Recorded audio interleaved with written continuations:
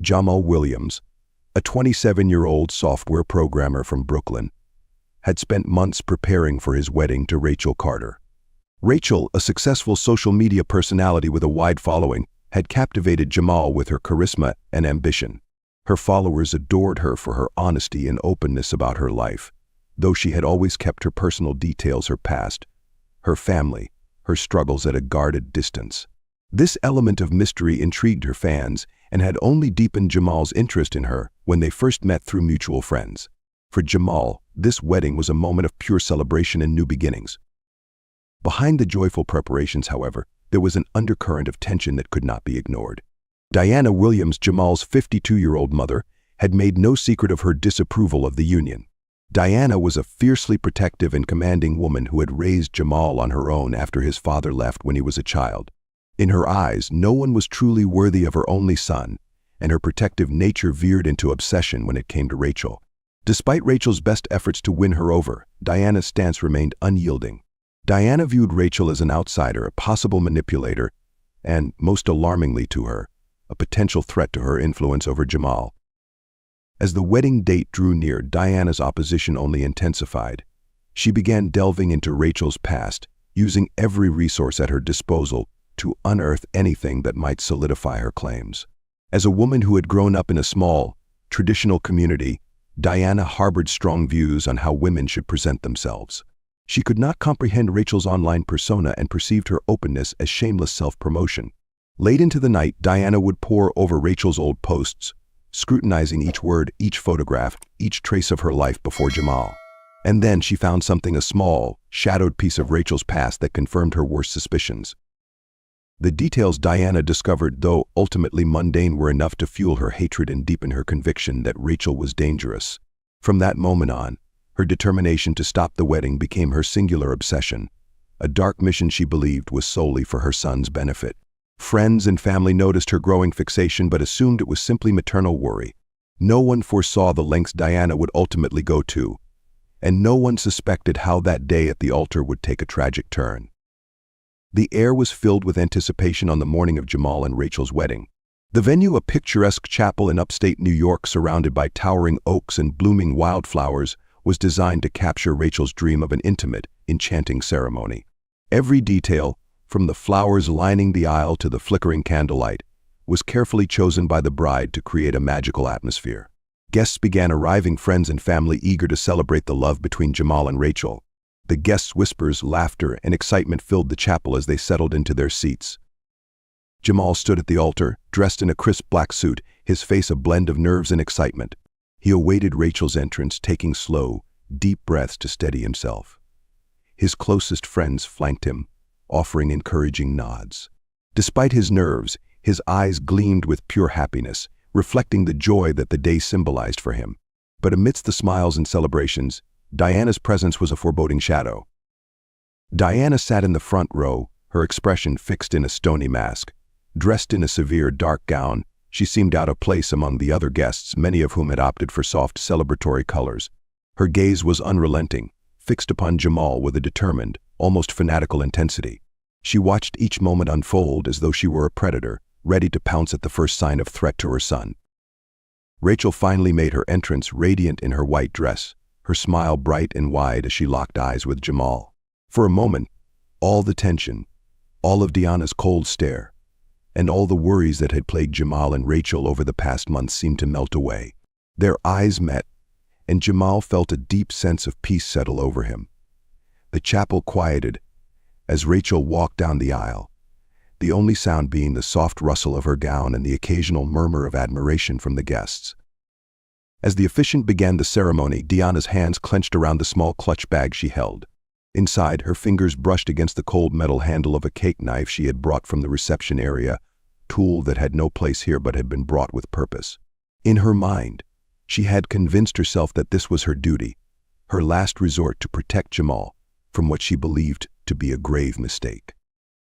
The vows began, and Jamal spoke with sincerity and warmth, describing how Rachel had changed his life, how she had taught him to be brave, to open up, to live fully. His voice shook slightly as he expressed his love, looking at Rachel with a devotion that stirred the guests' emotions. As he finished, the congregation let out a collective sigh, touched by his words. Rachel, tearing up, prepared to share her own vows, glancing lovingly at her soon-to-be husband.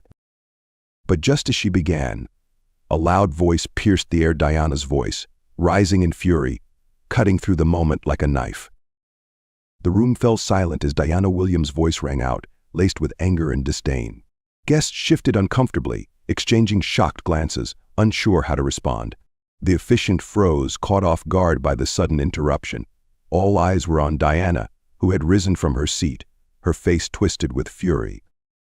Without hesitation, she began to hurl accusations at Rachel, her words sharp and vicious.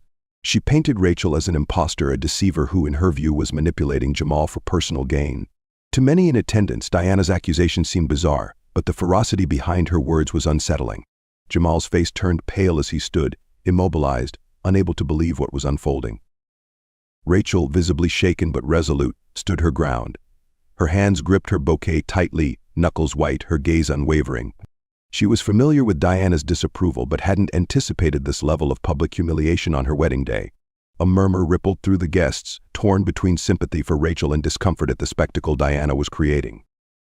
Jamal finally found his voice, urging his mother to stop, his tone laced with desperation. He attempted to calm Diana down, to de-escalate the situation and salvage what remained of their ceremony. But Diana's resolve was impenetrable. She was consumed by her belief that she was acting in Jamal's best interest, that this was her final stand to protect him. Then, in one swift, horrifying motion, Diana reached into her clutch. Before anyone fully grasped what was happening, she lunged forward, clutching the cake knife. Her target was clear. With unyielding determination, she plunged the blade into Rachel, cutting short the wedding, the vows, and a life in a single, brutal act. Rachel gasped, her bouquet slipping from her hand, the vibrant flowers scattering across the chapel floor. The crowd erupted in screams and chaos as guests tried to process the horrific scene before them. Jamal's scream was drowned out by the rising panic, his voice cracking with a mixture of shock and heartbreak as he reached for Rachel, his hands trembling. In a matter of seconds, the joyful atmosphere of the ceremony had transformed into a nightmare. Jamal held Rachel close, his hands stained with blood as he tried futilely to stop the bleeding. She looked at him, her eyes filled with a mixture of love and agony, unable to speak but communicating everything she felt in those last moments. Diana stood back, watching her son cradle Rachel's lifeless body, her expression unreadable. In her mind, she had accomplished what she set out to do. She had protected her son from what she saw as a dangerous mistake. As guests shouted for help, the horror of what she'd done began to settle over the room. Diana's demeanor changed, her composure slipping as she took in the full weight of the scene she had created. The police arrived within minutes, alerted by panicked guests who had fled the chapel to call for emergency assistance. Officers entered the building, their faces grim as they took in the scene, the shattered groom, the bloodied bride, and the distraught guests who remained in stunned silence.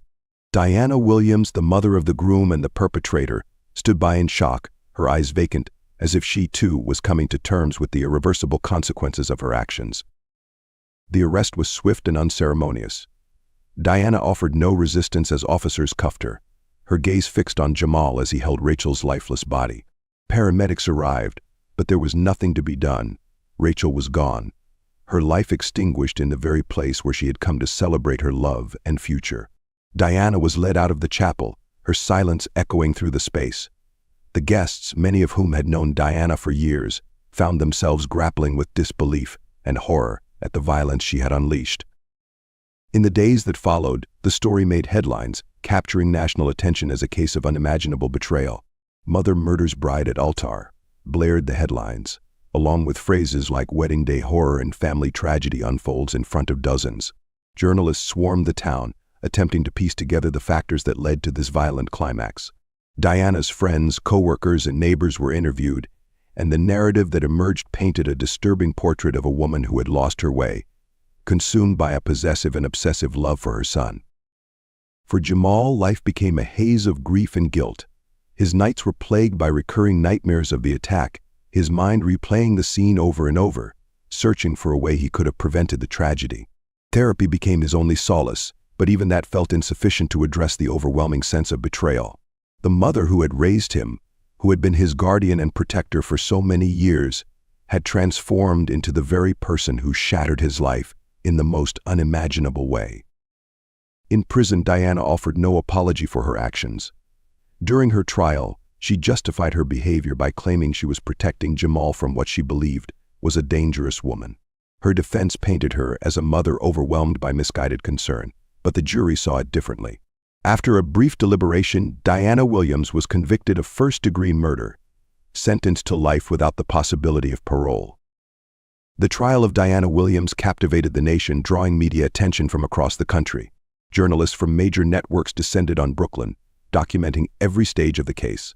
The courtroom was packed with reporters, legal experts, and members of the public, each eager to witness the proceedings. Many residents of Pine Lake and Brooklyn alike were eager to understand what had driven a mother to commit such an unfathomable crime on her own son's wedding day. The prosecution painted Diana as a manipulative and deeply possessive woman, whose obsession with her son led her to cross moral boundaries. They presented evidence of her controlling behavior, her intrusive investigations into Rachel's past, and her escalating anger as the wedding date approached. Witnesses, including Jamal's close friends and family members, testified about her increasing hostility and bizarre actions in the months leading up to the wedding. One of the most chilling pieces of evidence came in the form of a journal discovered during the investigation. Diana had kept meticulous notes detailing her suspicions and frustrations over Rachel. In the journal, she referred to Rachel as a threat and spoke of eliminating her as the only solution. To the prosecution, the journal was a damning piece of evidence demonstrating premeditation in Diana's state of mind. They argued that Diana's actions were driven not by genuine concern for her son, but by a twisted need to control his life, even if it meant destroying him in the process. Meanwhile, the defense attempted to frame Diana's actions as those of a mother overwhelmed by fear for her son. They brought in psychologists to testify about Diana's mental state, describing her as a woman suffering from delusions and paranoid tendencies. They claimed that she genuinely believed Rachel posed a threat to her son, painting Diana as a tragic figure who acted out of misguided love. Jamal attended every day of the trial, sitting silently in the back of the courtroom, visibly distraught. He refused to make eye contact with his mother, whose cold expression remained unbroken. To the world, he became a symbol of unimaginable grief, a man betrayed by the very person he had once trusted most in the world. Friends and strangers alike reached out to him, but he struggled to find solace, unable to make sense of the tragedy. As the trial progressed, public opinion began to shift. Many who had initially sympathized with Diana saw the brutality of her actions for what it was. The town, too, struggled with the reality of the crime. In Pine Lake, where Diana had been a respected figure, neighbors expressed shock and horror. The place that had once seemed safe and insular now held the dark shadow of tragedy, and the residents grappled with the realization that someone they thought they knew had harbored such malice. After weeks of testimony and deliberation, the jury finally reached a verdict. In a tense, packed courtroom, Diana Williams was found guilty of first-degree murder. The judge handed down a life sentence without the possibility of parole, condemning her to live the rest of her days within prison walls. As the sentence was read aloud, Diana's composure cracked for the first time. A single tear traced down her cheek, though whether it was from regret or a final realization of her lost freedom, no one could say. Jamal felt an intense wave of relief, yet it was tinged with sorrow. He had spent months hoping for closure, yet watching his mother being led away in handcuffs did little to soothe the ache that had settled within him. The trial had forced him to relive the trauma again and again, and each moment seemed to deepen the wound. He couldn't reconcile the mother who had raised him with the woman who had destroyed his life in a fit of delusional rage. In the days following the verdict, Jamal tried to piece together a new life.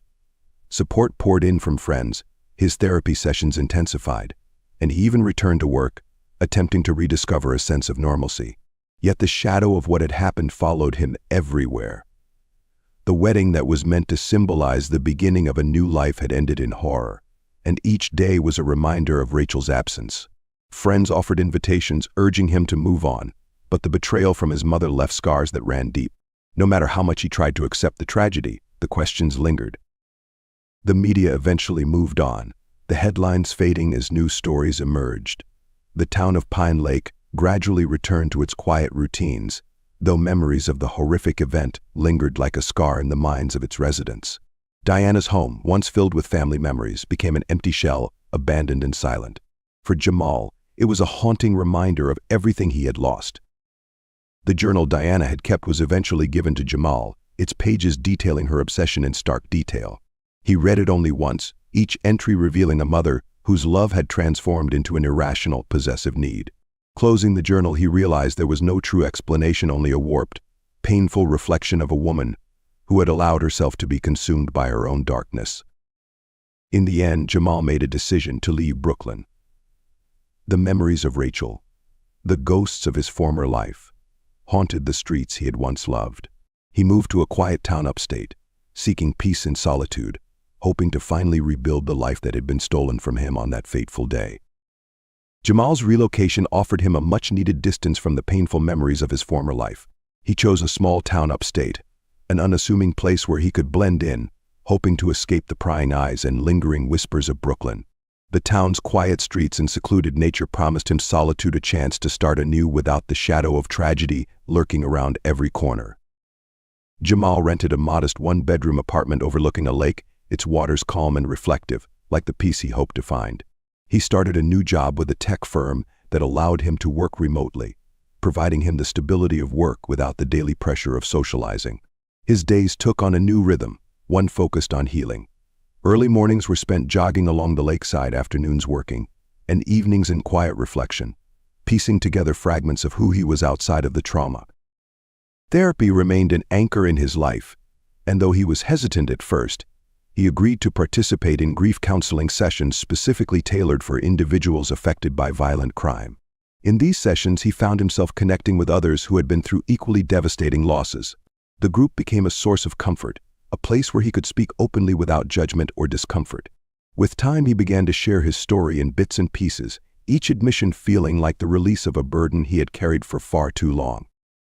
In one particular session, Jamal spoke about Rachel, about the way her laughter could light up a room, her relentless optimism, and the plans they had made. He spoke about the betrayal he felt, the betrayal that had come not only from his mother's violent act but from her inability to see Rachel as the loving, kind person he knew. As he spoke, the group listened intently, offering words of empathy and validation. Slowly, he began to feel less isolated, less burdened by the tragedy he had kept locked away. Months passed, and Jamal found himself wanting to confront his grief and anger more directly. He couldn't ignore the ache of unanswered questions. His mother's actions had left him with a gnawing need for understanding, though he knew that some aspects would remain a mystery forever. One morning, he decided to visit the prison where Diana was being held, a decision that took weeks of mental preparation and consultation with his therapist. His goal was not forgiveness but closure, to confront the woman who had robbed him of Rachel, his future, and a mother he thought he knew. The prison was cold and foreboding, its walls towering and gray against the winter sky. Sitting in the sterile visiting room, Jamal felt a weight settle over him, a mix of anger and sadness pressing down on him. When Diana was brought in, she looked older, her face lined with an exhaustion that prison life had only deepened. She met his gaze with a mixture of shame and defiance, as though she were both sorry for what she had done and resolute in her belief that she had acted out of love. Their conversation was strained, punctuated by moments of painful silence. Jamal asked her why she felt so threatened by Rachel, why she had let her hatred consume her to the point of violence. Diana's answers were fragmented, a web of paranoid justifications and distorted claims of protecting her son. It became clear to Jamal that she still held onto her belief that she had saved him from a mistake. Her reasoning was convoluted, and the more she spoke, the clearer it became that she lacked true remorse. She had rewritten the narrative in her mind, framing herself as a misguided but well-meaning mother, rather than a murderer. Leaving the prison that day, Jamal felt a strange sense of finality. He understood that his mother's obsessive love had blinded her, leading her down a path of irreversible destruction. While the visit didn't bring him the understanding he'd hoped for, it confirmed one thing: he needed to let go of any expectation of remorse or resolution from her. This realization marked a turning point. Jamal returned to his new life with a sense of acceptance, acknowledging that some wounds would never fully heal, but that he could still rebuild, even with the scars left behind. As months turned into years, Jamal continued piecing together a new life, holding on to the memories of Rachel that still brought him solace. He began to volunteer with a local organization that supported families affected by violent crime, finding purpose in offering comfort to others who, like him, had suffered unspeakable losses. The work was difficult, often reopening his own wounds, but it was also healing. Every story he heard reminded him of the strength it took to rebuild after tragedy.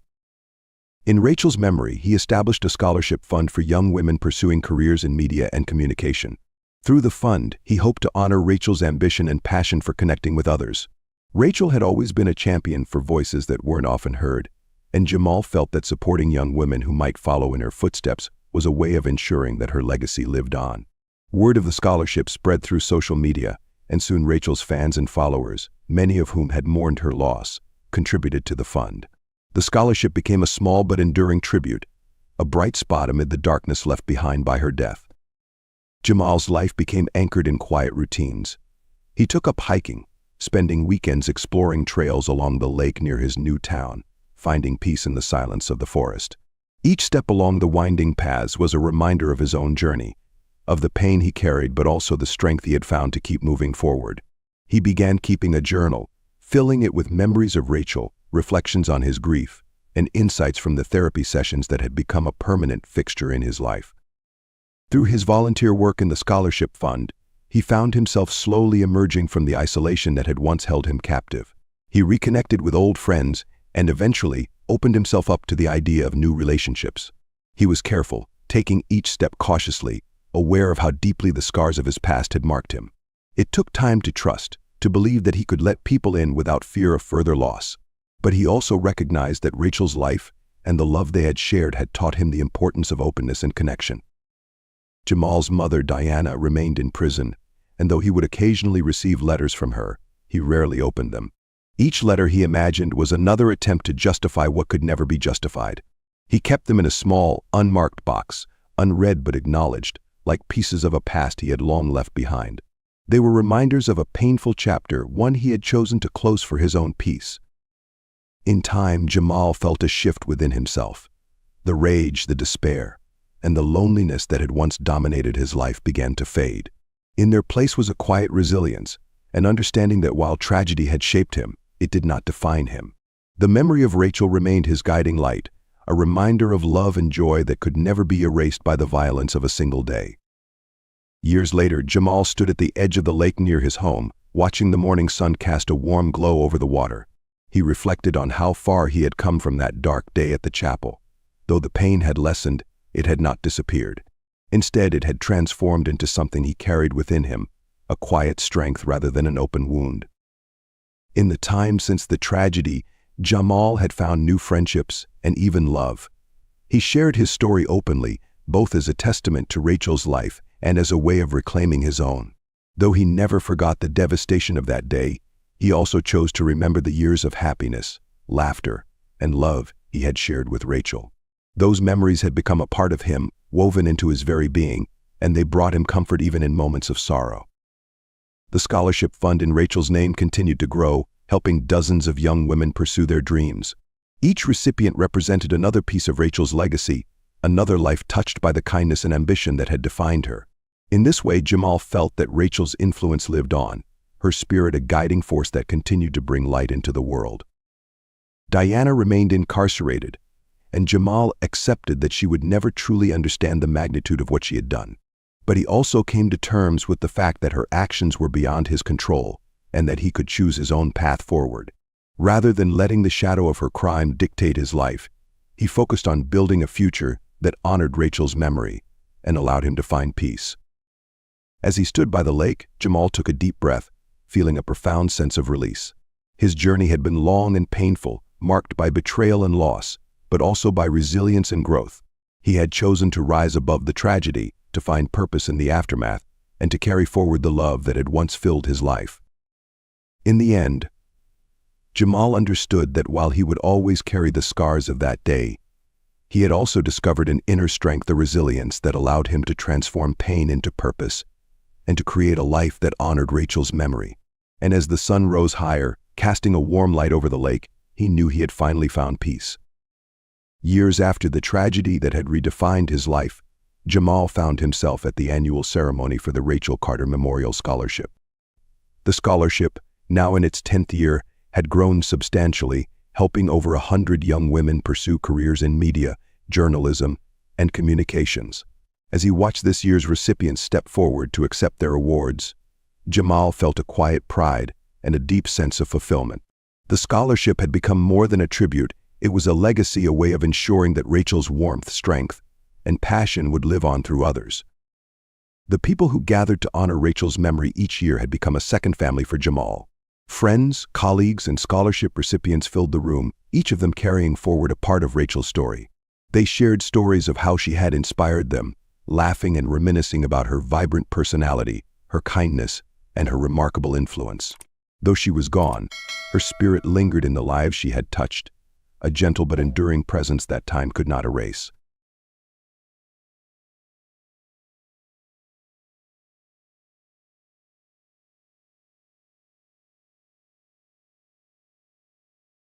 In the quiet town of Neal, Illinois, October 4, 1999, would forever be marked as the day innocence was shattered.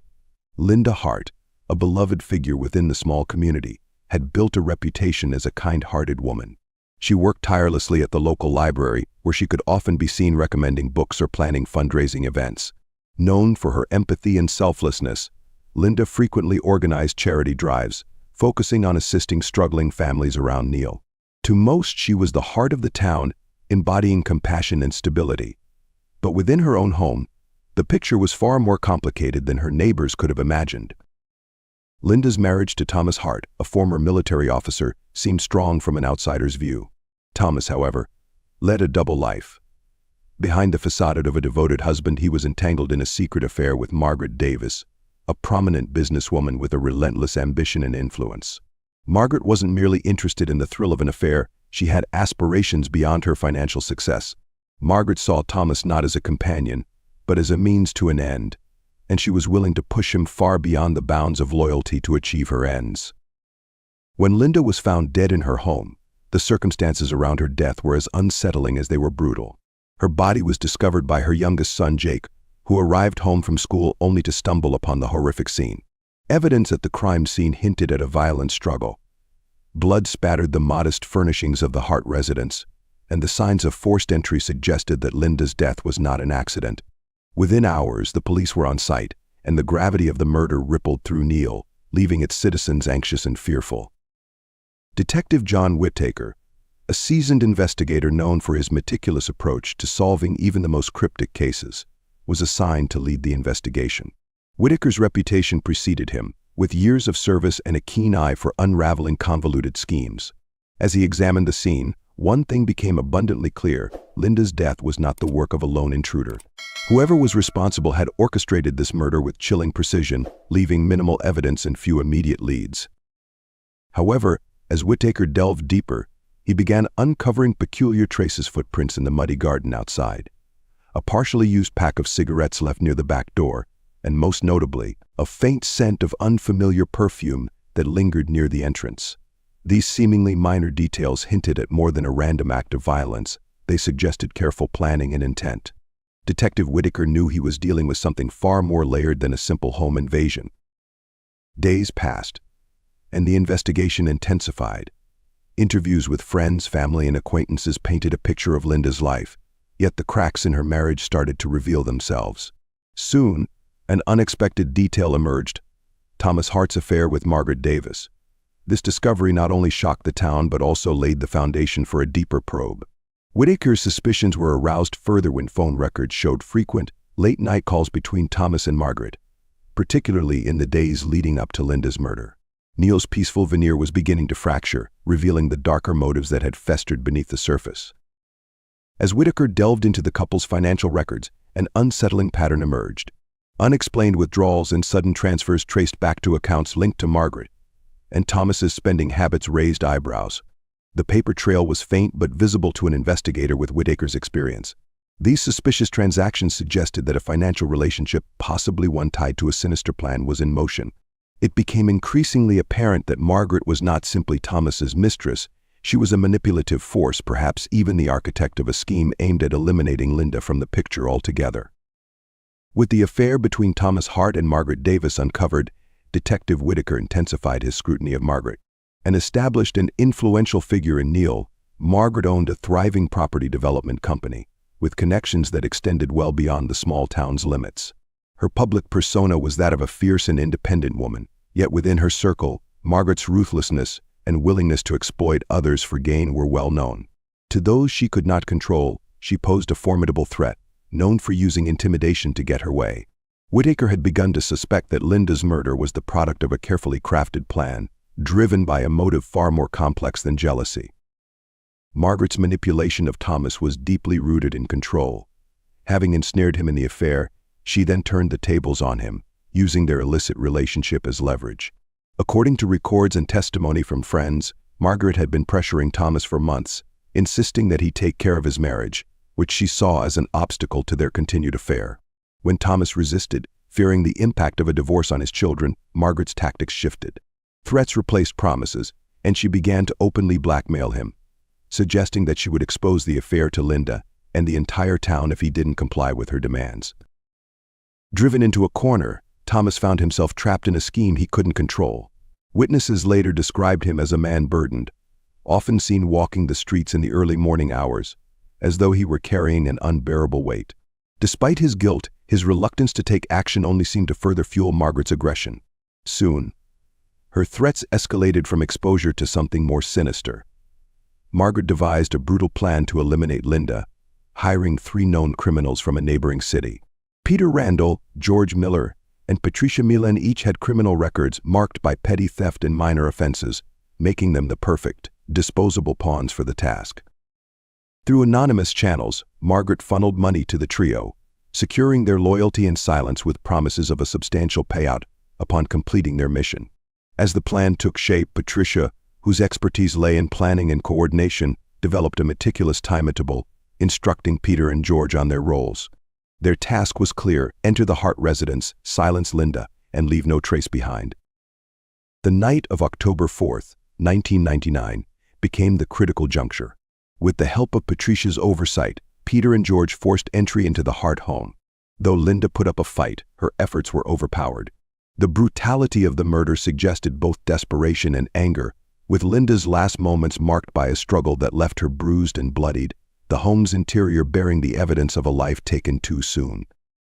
The murder was swift, yet chaotic, and in their haste, Peter left behind a vital clue: his DNA, smeared on a piece of furniture that had been knocked over during the violent encounter. In the immediate aftermath, Margaret remained resolute, distancing herself from the crime as the shock of Linda's death rippled through the town. She calculated her every move, certain that her connections and planning would shield her from suspicion. But Detective Whitaker, armed with intuition and persistence, sensed the underlying threads of a conspiracy, and he knew it was only a matter of time before he could connect the evidence to those responsible. The pieces were there, hidden beneath layers of deceit, waiting to expose the culprits. Detective Whitaker's patience and attention to detail were legendary, and as he sifted through the mounting evidence, he grew more convinced that Margaret Davis was not only involved but was orchestrating events from a distance. Initial DNA samples taken from the crime scene were rushed to the forensics lab, and within days, results identified Peter Randall as a match.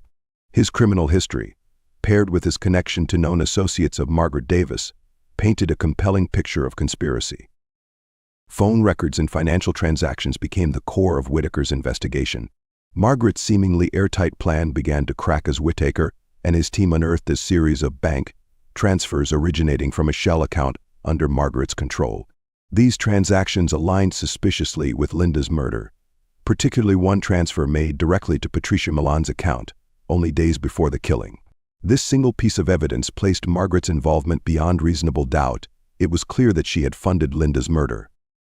As Whitaker probed deeper, he found that Margaret had taken elaborate steps to keep her tracks covered, but small inconsistencies began to surface. Phone records showed that Thomas had been receiving late-night calls from Margaret around the time Linda's murder was being planned, a time when he claimed he had been attempting to distance himself from her. Yet the tone and frequency of these calls suggested something different, a tightening grip on a man unraveling under pressure. Thomas, meanwhile, had grown paranoid. Colleagues and neighbors noticed his increasingly erratic behavior, which suggested an inner turmoil that no amount of composure could hide. Whitaker seized on Thomas's vulnerability, pulling him in for questioning as an informal witness. During the interview, Thomas appeared fraught with nerves, his responses evasive. The detective noted every tremor, every hesitant glance.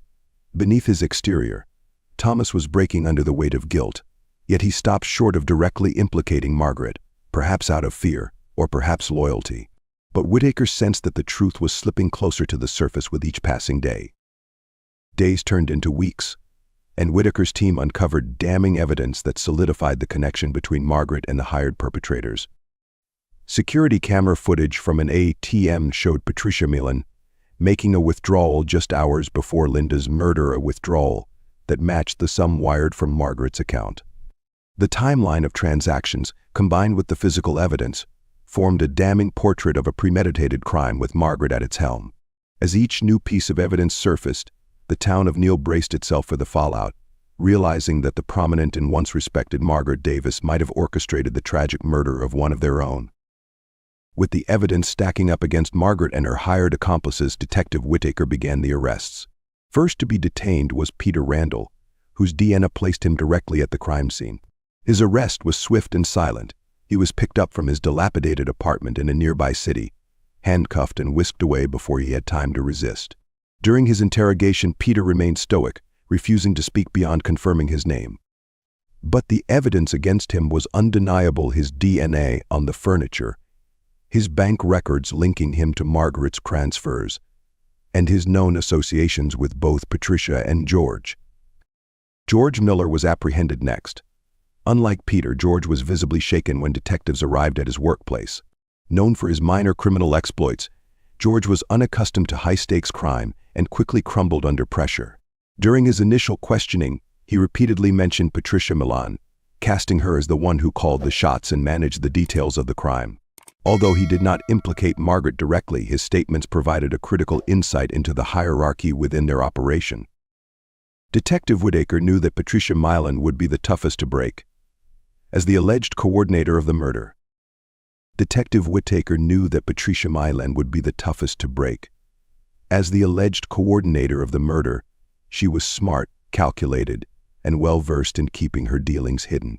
When the police finally located her in a rented apartment outside of Neal, Patricia didn't resist arrest, but her cold demeanor indicated a confidence that rattled even seasoned officers.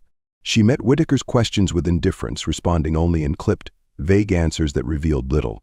However, as the pieces of the investigation closed in on her, Patricia's resolve began to falter. In a crucial breakthrough, Whitaker obtained an encrypted notebook from Patricia's belongings, a carefully coded ledger that, once decoded, revealed payment schedules and references to tasks. Though cryptic, one entry had a date matching Linda's murder, along with notes about payments to P&G, believed to be Peter and George. With this evidence in hand, Whitaker was certain he now had Margaret's direct chain of communication with her hired criminals. The ledger linked Patricia to Margaret, and the final puzzle pieces began to fit together. The arrests of Peter, George, and Patricia sent shock waves through Neal, and people could hardly believe that someone as prominent as Margaret Davis could be at the center of such a horrific crime. But as more information trickled into the public eye, whispers grew louder. People recalled the subtle tension between Margaret and Linda, the strange way Margaret's business interests often veered into morally questionable territory. Speculations brewed over how deep her connections went, and why Thomas had allowed himself to become tangled in Margaret's schemes. The air was thick with anxiety, as if the whole town were watching the case unfold in slow motion, their trust shattered in someone they once held in high esteem. Detective Whitaker knew it was time to move on Margaret herself, the alleged mastermind. He arrived at her office with an arrest warrant in hand, accompanied by 2 officers. Margaret maintained her composure, smiling politely at Whitaker as if this were merely an inconvenience. As she was escorted from her office in handcuffs, reporters and townsfolk alike gathered outside, their disbelief giving way to anger and resentment. Margaret had always prided herself on her reputation, and now, before the entire town, her downfall played out in a public display of betrayal and shame. The trial was set to be the most high-profile case Neal had ever seen. The courtroom was packed with reporters, locals, and curious onlookers who had followed every twist in the investigation. Thomas Hart was called as a witness, his role ambiguous but crucial. He looked haggard, years older than his actual age, and the weight of the guilt was visible in his demeanor. On the stand, he answered questions with evident reluctance, admitting to his affair with Margaret and confessing that he had been blackmailed by her for months. However, he insisted he had never intended for any harm to come to his wife, describing his role as a passive one, albeit complicit by silence. The prosecution used Thomas's testimony to establish Margaret as the driving force behind Linda's murder. Margaret, they argued, manipulated Thomas into dependence, weaving him into her schemes until he was too compromised to back out. They painted her as a woman who saw people as pawns, each used to further her own agenda. Margaret's defense team, however, claimed that there was no direct evidence linking her to the crime, asserting that she had merely had a relationship with Thomas and nothing more. However, the prosecution's case grew stronger with each witness, particularly Patricia Milan, who had ultimately struck a deal in exchange for a reduced sentence. Patricia revealed details of the planning stages of the murder, implicating Margaret as the one who had orchestrated every step.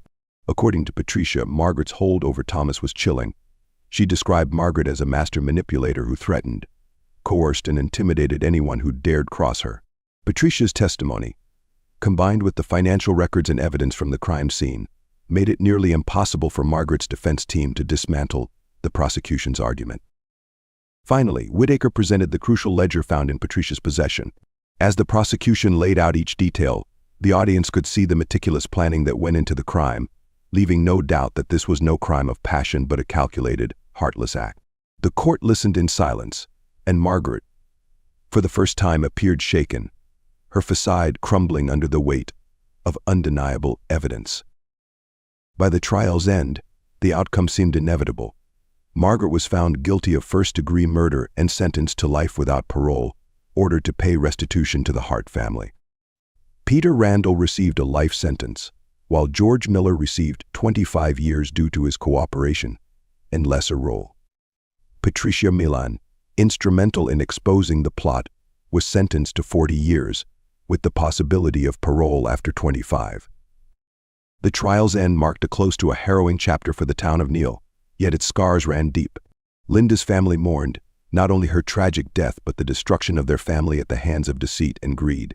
As for Detective Whitaker, he returned to his routine, but his role in exposing this tragedy became a part of his legacy, a case that would serve as a warning and a lesson in training programs across Illinois.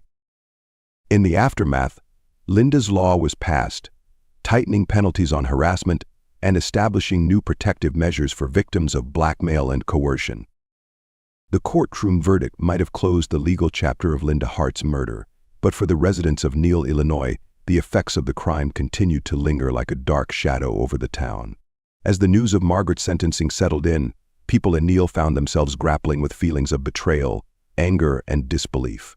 Margaret Davis, a woman who had once embodied success and prestige, was now a convicted murderer, stripped of her reputation and left to face life in prison. In the weeks that followed, conversations at local cafes and church gatherings circled endlessly around the case. The townsfolk who had once admired Margaret's business success and charm now looked back and questioned everything they thought they knew about her. Parents warned their children to steer clear of ambition without compassion, and Margaret's family, humiliated and shunned, eventually left Neal altogether. Her estate, which had once been the centerpiece of her influence, went up for sale, attracting sightseers more than buyers. Thomas Hart, meanwhile, struggled to rebuild his life, burdened by the consequences of his actions. His job at the local mechanic shop became his only solace, though his interactions with co-workers and customers were now clouded by distrust. His two children, especially Jake the youngest who had found Linda's body, were left with deep psychological scars. Friends and neighbors distanced themselves from Thomas, seeing him not as a victim of manipulation, but as a complicit. When Margaret had spun, the Hart family, once admired, became a tragic emblem of betrayal and shattered innocence, their lives forever marred by choices that had been so far beyond their control. Detective John Whitaker moved on to new cases, but he couldn't shake the weight of this one. Linda Hart's murder had been one of the most intricate and heart-wrenching cases of his career, a textbook example of how manipulation could escalate into horror. It changed him, bringing a new level of vigilance and skepticism to his work. His detailed notes and reports from the case would later serve as a basis for training materials in police academies across Illinois, a reminder to law enforcement officers of how even small-town crimes could conceal layers of planning and premeditation. The tragedy of Linda Hart's murder reverberated far beyond Neal's town limits. In the months after the trial, Illinois' lawmakers began discussions around a new piece of legislation, inspired by the manipulation and coercion that had ultimately led to Linda's death. Linda's Law, as it came to be known, aimed to tackle the gaps in the legal system that had allowed individuals like Margaret Davis to evade scrutiny of harassment, blackmail, and coercion. Linda's Law focused on expanding the definitions of harassment and introducing harsher penalties for anyone proven to engage in blackmail that could lead to harm. It provided police departments with broader investigative powers in cases of domestic threats and introduced special training for officers, teaching them to recognize signs of coercive control and psychological abuse. Law enforcement agencies across Illinois were mandated to follow specific protocols in cases where one partner showed signs of manipulating or threatening the other, even if no physical violence had occurred. Linda's Law was hailed as a landmark piece of legislation. Advocates for domestic violence victims saw it as a breakthrough that recognized the deadly potential of psychological abuse. Though Linda's case was tragic, her name became synonymous with the movement for increased protections and vigilance, an enduring symbol for those fighting against coercive relationships and manipulation. Whittaker, deeply moved by the impact of the case, was invited to deliver training sessions based on his experience with the investigation. He recounted every painstaking detail, the careful unraveling of Margaret's motives, the slow but certain linking of evidence to Thomas, and the relentless pursuit of justice for Linda. For the officers in training, Whittaker's account served as both a sobering warning and a lesson in the importance of patience, precision, and empathy when investigating crimes born out of personal manipulation and greed. For Neil's community, Linda's Law represented not only the legacy of a cherished woman, but a hope that no other family would have to endure betrayal that had destroyed the Harts. Years passed, but the tragedy that befell Linda Hart remained etched in the memory of Neil, Illinois. The events surrounding her murder, the arrests, and the subsequent trial were gradually absorbed into the town's history, but they never truly faded. Every October 4th, the townsfolk held a quiet vigil in Linda's honor, gathering at the library where she had devoted so much of her time and energy. Surrounded by flowers, candles, and quiet reflections, Linda's legacy as a compassionate soul dedicated to her community endured. Thomas Hart, still living in Neil, lived a quiet and solitary life, working odd jobs and carrying the burden of a past he could never fully escape. His children, especially Jake, bore their own scars. Jake had struggled to reconcile the loss of his mother and the bitter truth about his father's role in it. After years of therapy and moving away for school, he eventually found peace, though it took time and distance from Neil to heal. Jake rarely returned to the town, but he never missed sending flowers to the vigil each October. Margaret Davis's life sentence brought some solace to the Hart family, but for those who had known her, the memory of her betrayal served as a lesson in the dangers of unchecked ambition and manipulation. Her case continued to be studied by criminologists and psychologists alike, her calculated actions illustrating the darkness that could lie beneath a charming exterior. She remained in prison, a figure of both infamy and caution, rarely seeing visitors or making any contact with the outside world. In time, even her family distanced themselves, eager to escape the shadow of her crimes. Detective John Whittaker continued his career with a newfound commitment to understanding and addressing the nuances of psychological abuse and manipulation. Linda's Law became a cornerstone of his work, inspiring police departments across Illinois to take coercive control and blackmail as seriously as physical violence. Whittaker retired a decade after Linda's case, but he remained involved in police training, using her story to teach younger officers the importance of seeing beyond the surface in every case.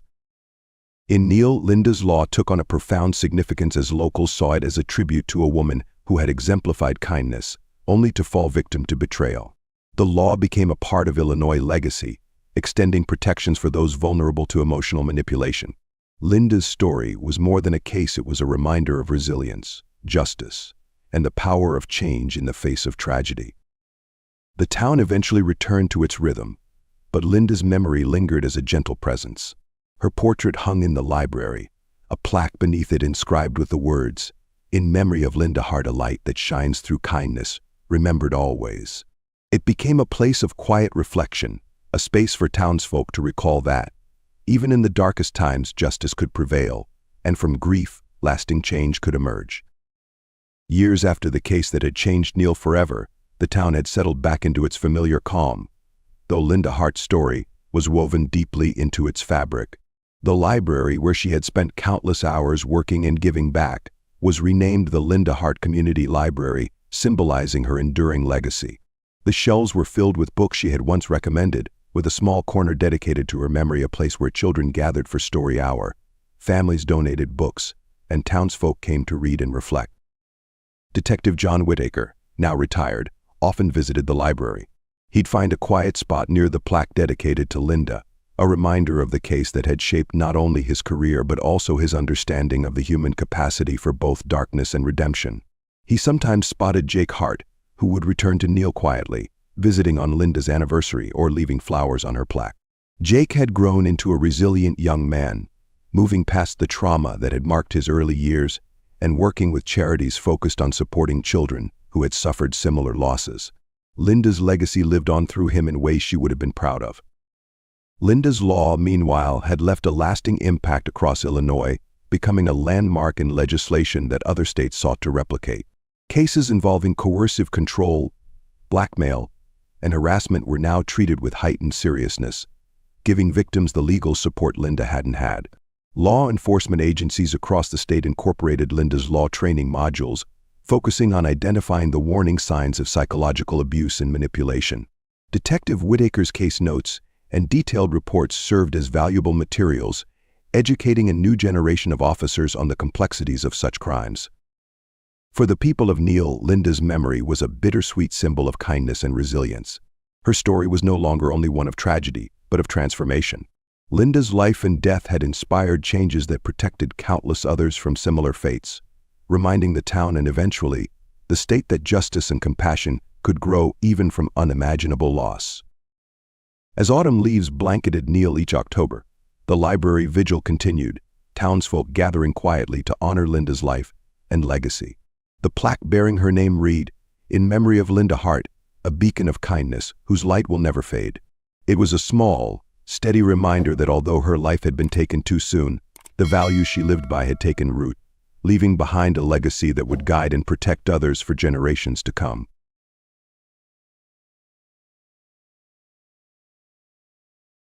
On the outside, Emily and Daniel Thompson seemed like the perfect couple. Living in a picturesque suburban neighborhood in Charleston, South Carolina, they had the life many only dreamed of. Their marriage was the type people envied, or so it appeared. Daniel was a successful real estate agent, and Emily, a stay-at-home mom to their 2 children, was beloved by everyone for her charm and kindness. They were active in their community, attending charity events, hosting barbecues, and spending holidays with close friends.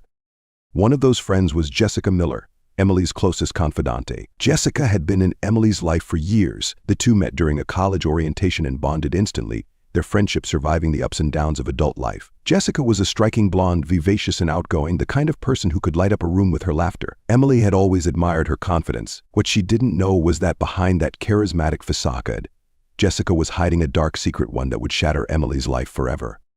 The cracks in Emily and Daniel's relationship began to show as Daniel became distant, spending late nights at the office and avoiding family dinners. Emily was initially dismissive of these changes, chalking them up to work stress. But when Daniel's absences became more frequent, her suspicions grew. She thought maybe there was another woman.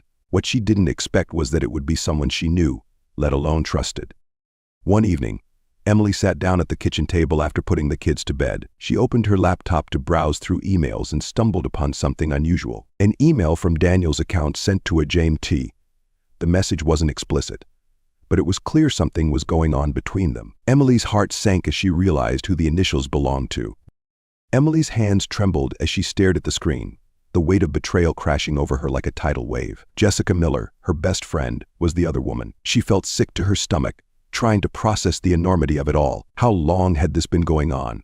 What lies had been told to keep it hidden? And why hadn't she noticed the signs earlier? For days, Emily wrestled with her emotions. Part of her wanted to confront them both immediately, but another part of her didn't want to believe it was true. She spent hours replaying every conversation, every interaction, searching for clues she might have missed. Every shared laugh between Jessica and Daniel now seemed suspicious. Every glance exchanged felt tainted with deception.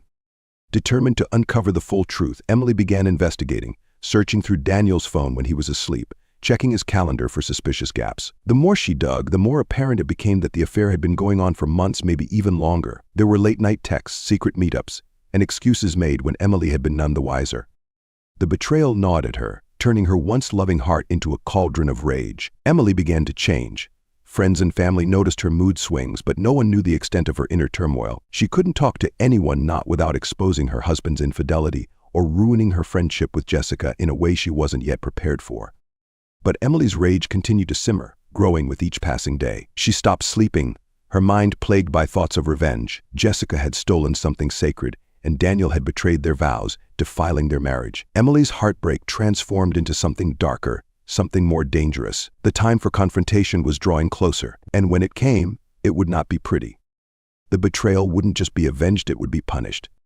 Emily knew she couldn't keep pretending. The rage that had built up inside her needed to be released. She wanted them both to feel the weight of what they had done. She devised a plan, methodical and cold, a reflection of the betrayal she had suffered. Confronting Daniel alone wasn't enough. No, they both needed to be present, trapped in their lies together. It was the only way she could feel any sense of justice. It was a warm Saturday afternoon when Emily put her plan into action. She invited Jessica over for dinner, just like old times. Daniel would be home as well, under the pretense of spending some quality time together. Jessica, as expected, accepted without hesitation. Why wouldn't she? Emily thought bitterly. She probably felt secure in her betrayal, smug even. As the evening approached, Emily meticulously prepared the house, setting the table for three, lighting candles as if she were preparing for a peaceful family dinner. But her mind was far from at ease. A knife, sharp and gleaming, lay within reach on the kitchen counter, though her guests would never know it. When Jessica arrived, her usual bright smile beamed across her face, and Daniel greeted her with a casual familiarity that made Emily's skin crawl. For a brief moment, Emily wondered how long they had managed to deceive her so convincingly. The dinner began with light conversation, and Emily played her part well, hiding the storm brewing beneath her calm exterior. But as the evening wore on, Emily could no longer stomach the charade. She set down her fork, her voice barely above a whisper. How long, she asked, her eyes trained on Daniel. Daniel blinked, confused. What do you mean? How long have you been screwing my best friend? Emily's voice cut through the room like a razor, cold and sharp. Jessica's face paled instantly, her smile faltering as the realization of what was happening dawned on her. Daniel's expression shifted from confusion to fear, his eyes darting between the two women. The silence that followed was suffocating. Emily, I don't know what you're talking about, Jessica stammered, trying to recover her composure. Emily's eyes were wild with fury as she slammed her hand on the table, causing both of them to jump. Don't you dare lie to me.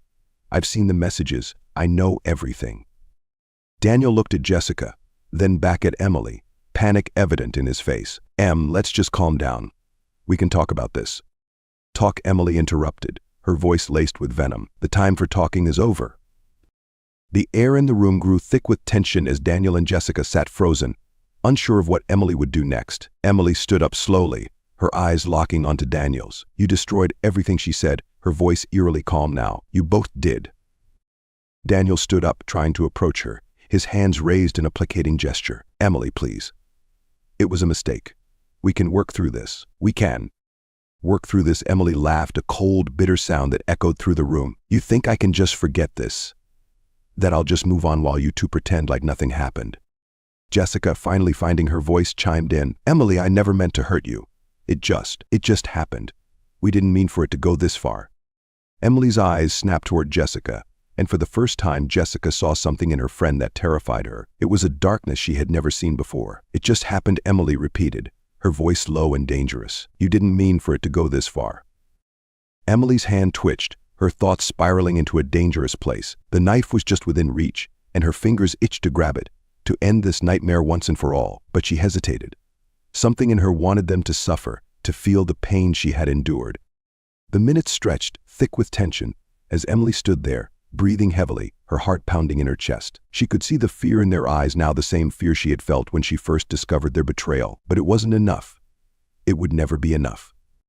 Without warning, Emily lunged toward the kitchen counter, her hand closing around the cold steel of the knife. Jessica screamed, backing away from the table, but there was nowhere to go. Daniel stepped forward, trying to shield her, but Emily's rage was beyond control now. You think you can destroy my life and walk away, Emily hissed, her eyes wild. You think there are no consequences for what you've done.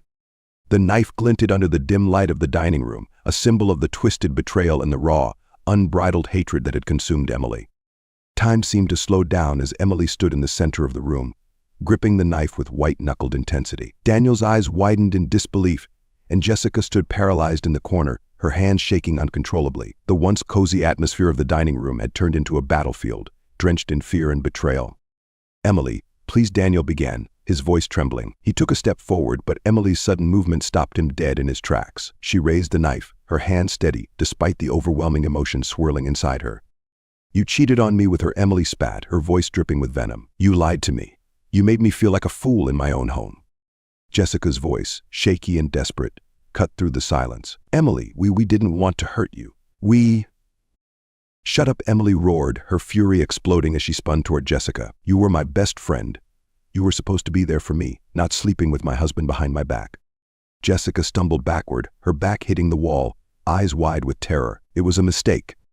"A mistake?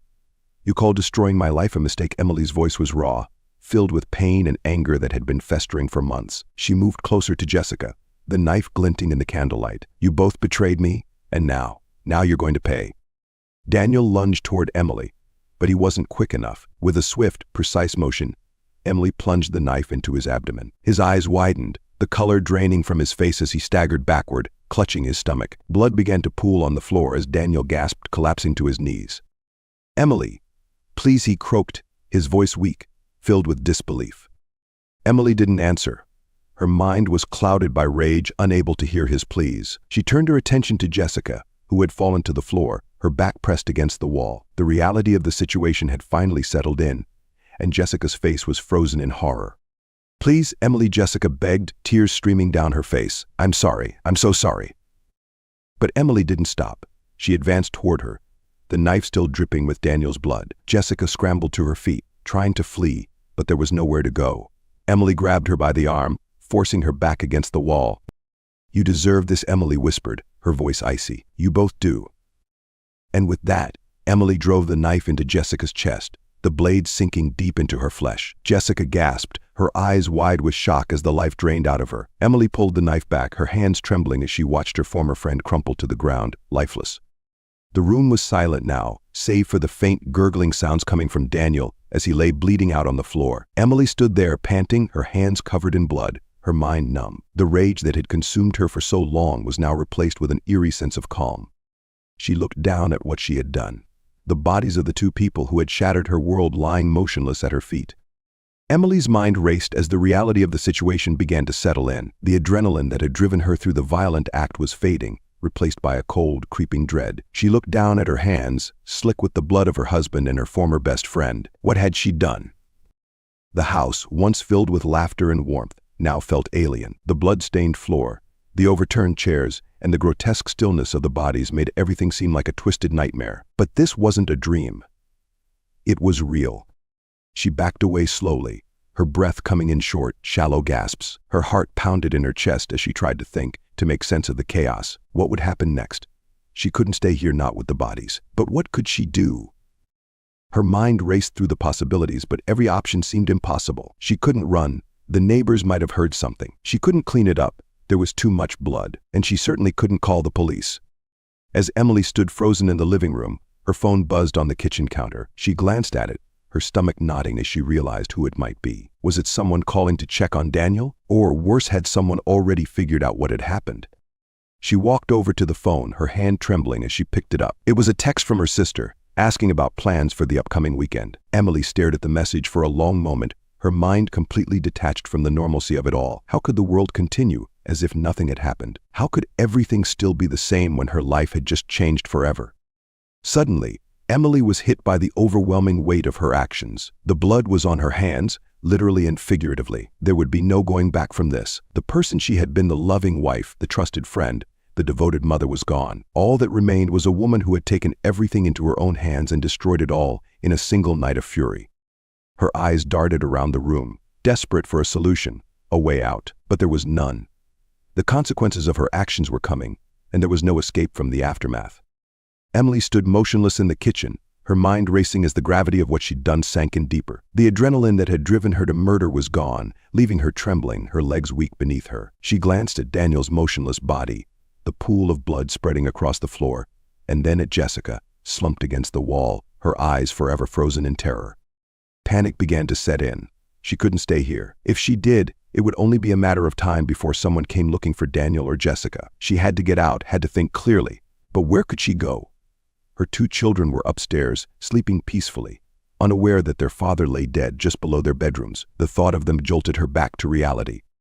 Emily rushed up the stairs, careful not to wake them as she peeked into their rooms. Her heart ached at the sight of their small, peaceful faces, oblivious to the destruction that had unfolded. She couldn't bear the thought of them finding the bodies in the morning, nor could she stomach the idea of leaving them alone. But staying wasn't an option. Tears welled in her eyes as she packed a small bag for them, throwing in clothes and essentials for herself as well. She wiped her face, trying to think through the tears. She would drive. She didn't know where, but she needed to leave before anyone came looking for Jessica or Daniel. There would be questions, investigations, and she couldn't let the kids be dragged into this. As she packed, the sound of a car engine passing by made her freeze. Her heartbeat quickened, and she rushed to the window, peering through the curtains. The street outside was empty, and the house sat in darkness, as if nothing had happened. Emily took a deep breath and wiped her blood-stained hands on a towel, cringing at the sight of the crimson smears. She had to get out of here. Quickly. She grabbed her phone, hesitating only briefly before dialing the one person she thought might be able to help her brother Sean. He lived a few hours away, and though they hadn't been particularly close over the past few years, she had no one else. Sean had always been practical, a problem solver. She needed someone who wouldn't ask too many questions, someone who could help her figure out what to do next. The phone rang twice before he answered, groggy. "Emily, it's late. What's going on?" Her voice trembled as she spoke, barely able to contain her panic. "Sean, I need your help. I've done something bad." There was a long pause on the other end. "What happened?" What happened?" Emily swallowed, her throat dry. "I'll explain everything later, but I need you to meet me. I need to leave Charleston, tonight." Sean's voice was serious now. "Where are you? Are you okay?" "No, I'm not okay," Emily whispered, glancing once more at the blood-streaked floor below. "Please, just meet me. I'll text you the address." Sean agreed, though she could hear the confusion in his voice. She knew he'd have questions. What she didn't know was how she'd answer them, but for now she had to keep moving. She went back downstairs, avoiding the sight of Daniel's and Jessica's bodies. She grabbed the keys to the family SUV, making sure everything was packed. Her hands were shaking uncontrollably as she moved around the house. What she was leaving behind no longer felt like her home, just the scene of a double murder. Emily pulled the car out of the garage and parked it in the driveway, taking one last glance at the house. Her stomach twisted as the weight of her actions threatened to overwhelm her. But there was no time to dwell on it. She needed to disappear, and quickly. The drive through Charleston's quiet streets felt surreal. Emily's hands gripped the steering wheel, her knuckles white, her pulse pounding in her ears. The children were asleep in the backseat, blissfully unaware of the chaos that had consumed their lives. The city's streetlights flashed by in a blur, and every turn she made felt like it would be her last moment of freedom. Her mind raced with thoughts of what would happen next. The bodies would be discovered soon, maybe by morning, maybe earlier if someone tried to contact Jessica or Daniel. And once that happened, the police would come for her. They'd look for her at home, at the children's schools, at her friends' houses, and eventually they'd find her brother, Sean. She hadn't told Sean the full story over the phone. How could she? The truth was too horrifying to admit even to herself. She had killed 2 people. One of them was her husband, the father of her children. No matter how justified she felt in her actions at the moment of rage, she knew deep down that she had crossed a line that couldn't be undone. After driving for an hour, she pulled into a gas station just off the highway. She parked in the far corner, away from the lights, and took a deep breath. The weight of what she had done was crushing her chest, making it hard to breathe. She couldn't go back, she knew that. But where could she go? She checked her phone. Sean had texted back, agreeing to meet her at a diner halfway between Charleston and his town. It was in a rural area, far from the prying eyes of anyone who might recognize her. That was her best shot for now. Emily stepped out of the car and stared at her reflection in the gas station's glass door. Her face looked gaunt, her eyes hollow. She barely recognized herself. This wasn't who she was supposed to be. How had it come to this? As she stood there, the gas station attendant glanced at her briefly before turning back to his work, uninterested. Emily felt a wave of paranoia sweep over her. Did he know? Could he tell just by looking at her that she was a murderer? She turned away quickly and headed back to the car, not wanting to risk staying in one place for too long. As she continued down the highway, the darkness of the night matched the dark cloud of guilt and fear that hovered over her. Every sound, the hum of the engine, the occasional passing car, even the children's soft breathing from the backseat felt amplified, suffocating her. The reality was sinking in. There was no escaping the consequences of what she'd done. Emily's hands gripped the steering wheel tightly as the distant lights of the diner came into view. The small, run-down building sat at the edge of a desolate highway, its flickering neon sign casting an eerie glow over the empty parking lot. It was well past midnight, and the place was nearly deserted, save for a lone pickup truck parked near the entrance. She parked the car in the back, away from the light, and glanced at her phone. Sean had texted her again, "I'm here." "Where are you?" Emily didn't reply, too consumed by the overwhelming fear of what was to come. The children remained fast asleep in the back seat, unaware of the storm swirling around them. Taking a deep breath, Emily got out of the car and walked toward the entrance. Her mind raced with questions she didn't have answers to. What would Sean think? Could he help her, or would he turn her in? She felt like a stranger in her own body, her guilt so heavy that it threatened to suffocate her. The bell over the door chimed as she stepped inside. Sean was sitting in a corner booth, nursing a cup of coffee. He looked up as she entered, his face tight with concern. His eyes immediately found hers, and for a brief moment, Emily saw the brother she had known all her life, the one who had always been there for her, no matter what. But tonight was different. Tonight she wasn't just his sister, she was a fugitive. "Em," he said quietly, standing up as she approached. "What the hell is going on?" Emily collapsed into the booth across from him, burying her face in her hands. She felt the weight of everything crashing down on her, the guilt, the fear, the shame. She wanted to explain, but the words felt too heavy, too impossible to form. I killed them," she whispered, her voice barely audible. Sean's eyes widened, and he leaned forward, his expression shifting from confusion to disbelief. "What do you mean, you killed them?" Emily looked up, tears streaming down her face. "Daniel and Jessica. I killed them, Sean. I found out about the affair, and she choked on the words, her chest heaving as the sobs racked her body. "I lost control. I didn't mean to, but Sean sat back in his seat, his face pale, trying to process what his sister had just confessed. He ran a hand through his hair, clearly grappling with the enormity of the situation. "Jesus, Emily," he muttered under his breath. "What the hell were you thinking?" "I wasn't thinking," Emily cried. "I was just so angry. I couldn't stop myself. And now they're dead. I don't know what to do." Sean stared at her for a long moment, his mind racing. He had always been the calm, rational one in the family, but this was something he had never prepared for. His sister had killed 2 people. His mind flashed to his niece and nephew, asleep in the car. They had no idea their lives had just been ripped apart. "Okay," Sean said finally, his voice steady but low. "We don't have a lot of time.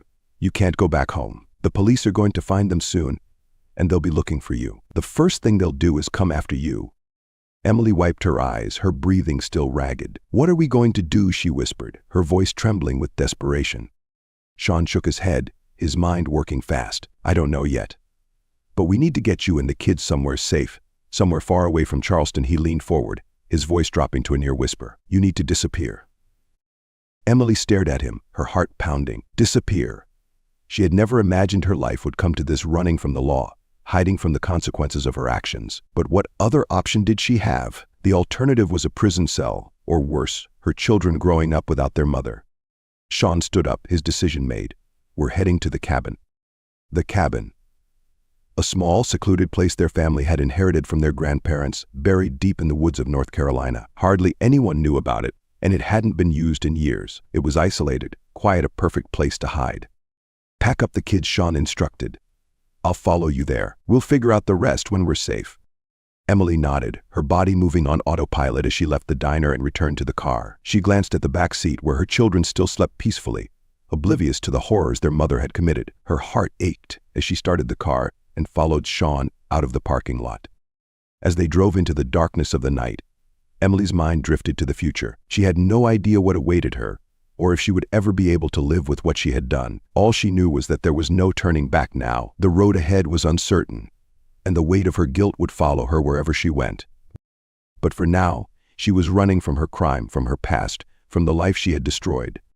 The cabin loomed ahead, hidden in the dense woods like a secret long buried. It was the middle of nowhere, the kind of place no one would think to look. The gravel crunched under the tires as Emily pulled up next to Sean's truck. The children stirred in the back seat but didn't wake. For a brief moment, Emily allowed herself to believe that they could be safe here, that maybe, just maybe, she could escape the nightmare she had created.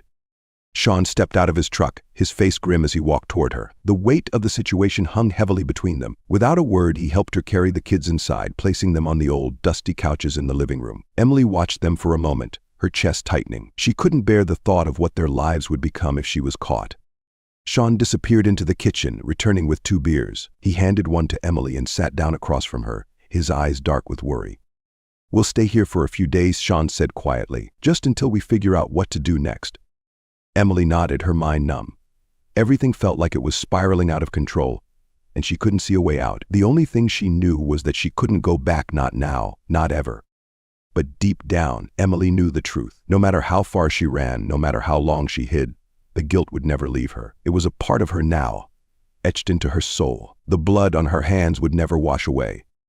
As she sat there in the cabin, the silence of the night pressing in around her, Emily realized that there was no escaping the reckoning that would come. The law might not find her right away, but her conscience already had. And in the end, that might be the punishment she feared the most. The next few days at the cabin passed in a tense, suffocating silence. Emily's mind remained haunted by the images of Daniel and Jessica, their lifeless bodies still fresh in her thoughts. She barely slept, her guilt growing heavier with each hour. Sean tried to remain calm, but Emily could see the cracks forming in him too. He was just as scared as she was, though he wouldn't admit it.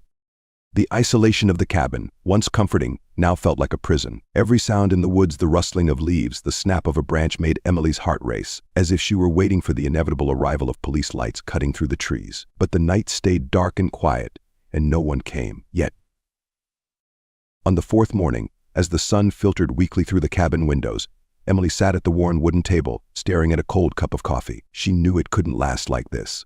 Hiding in the cabin with her children, pretending that she could run forever, wasn't a life, and it wasn't fair to them. Sean entered the room, looking weary. "Emily, we need to talk." She nodded, knowing what was coming. She had felt it too, the sense that they couldn't keep running. "There's only so much time before they find out you're missing," Sean said, sitting down across from her. "Daniel and Jessica's bodies. They've probably already been discovered. It's only a matter of time before the police are on your trail." Emily lowered her eyes. "I know." Sean sighed deeply, his hands clasped together on the table. "I've been thinking. Maybe it's time to stop running. You need to turn yourself in." Emily's breath caught in her throat. The words stung, but deep down, she had known this moment was coming. She had felt the weight of her actions crushing her more and more each day. There was no escape. Sean was right. "But the kids," she whispered. Her voice cracked with emotion as she thought of her 2 children, who were still asleep in the next room. "They'll lose everything."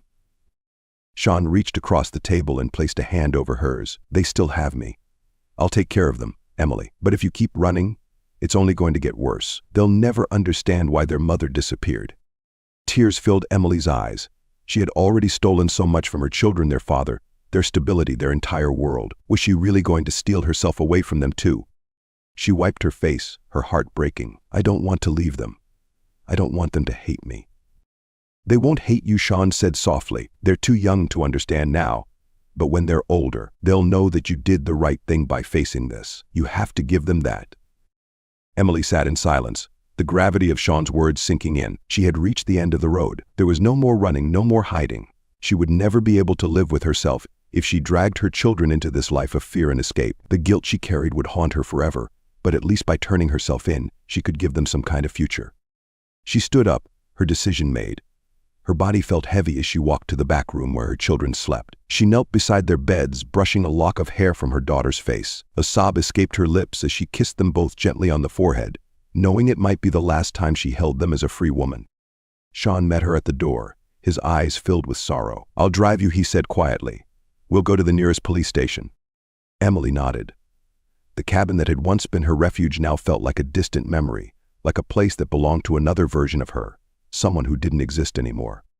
The drive to the police station was eerily quiet. Emily watched the trees pass by, each mile bringing her closer to the end of her old life. She thought of Daniel, the betrayal, the violence that had erupted in their home. She thought of Jessica, and how her closest friend had shattered everything she held dear. And now, there was only the reckoning. When they finally arrived, Emily's heart pounded in her chest as they pulled into the parking lot. Sean turned to her, his face pained. "Are you sure you want to do this?" Emily swallowed hard, tears welling up in her eyes again. "I have to," she whispered. "For the kids." Together they walked into the station. The sterile smell of the building, the buzz of police officers moving about, felt surreal to Emily, as though she were watching it all happen from outside her own body. She stepped up to the front desk, her voice shaking as she spoke the words that would change her life forever. "I'd like to turn myself in," she said, barely able to get the words out. I killed my husband and my best friend." The officer behind the desk froze, staring at her for a moment before signaling for another officer to come forward. The process began quickly. She was handcuffed, her rights read to her, and led away from Sean. Her legs felt weak beneath her, but there was a strange sense of relief that washed over her. The running was over. As she was escorted through the station, Emily glanced back at her brother. Sean stood by the entrance, watching as she was taken away, his face full of sadness but also of understanding. He had promised to care for the children, and Emily knew he would keep that promise. As the cell door closed behind her, Emily sat on the cold bench, her mind racing. She knew the road ahead would be difficult. She knew she would face judgment, both from the world and from herself, for the rest of her life. But for the first time since that terrible night, she felt a sliver of peace. She had made the only decision she could, and no matter what happened next, she had done it for her children. The reckoning had come, but Emily was ready to face it.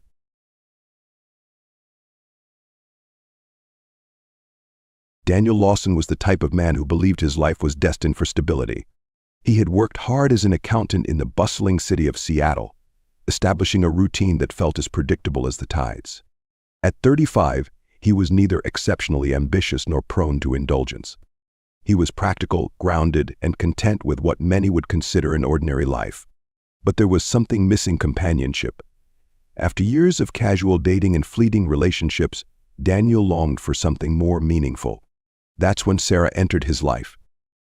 Sarah Harris was a woman who seemed to embody everything Daniel was looking for. Beautiful, confident, and charismatic, she carried herself with an air of mystery that only heightened her allure. They met through an online dating app, their initial conversations peppered with jokes and the usual small talk that transitioned into deeper discussions about life, dreams, and aspirations. Within months, their whirlwind romance took root, with Sarah quickly becoming the center of Daniel's universe. She moved into his downtown apartment, and soon after, Daniel found himself head over heels in love. Their relationship had a seamless quality, as though the universe had conspired to bring them together. While friends commented on the speed at which things had escalated, Daniel brushed off any concerns.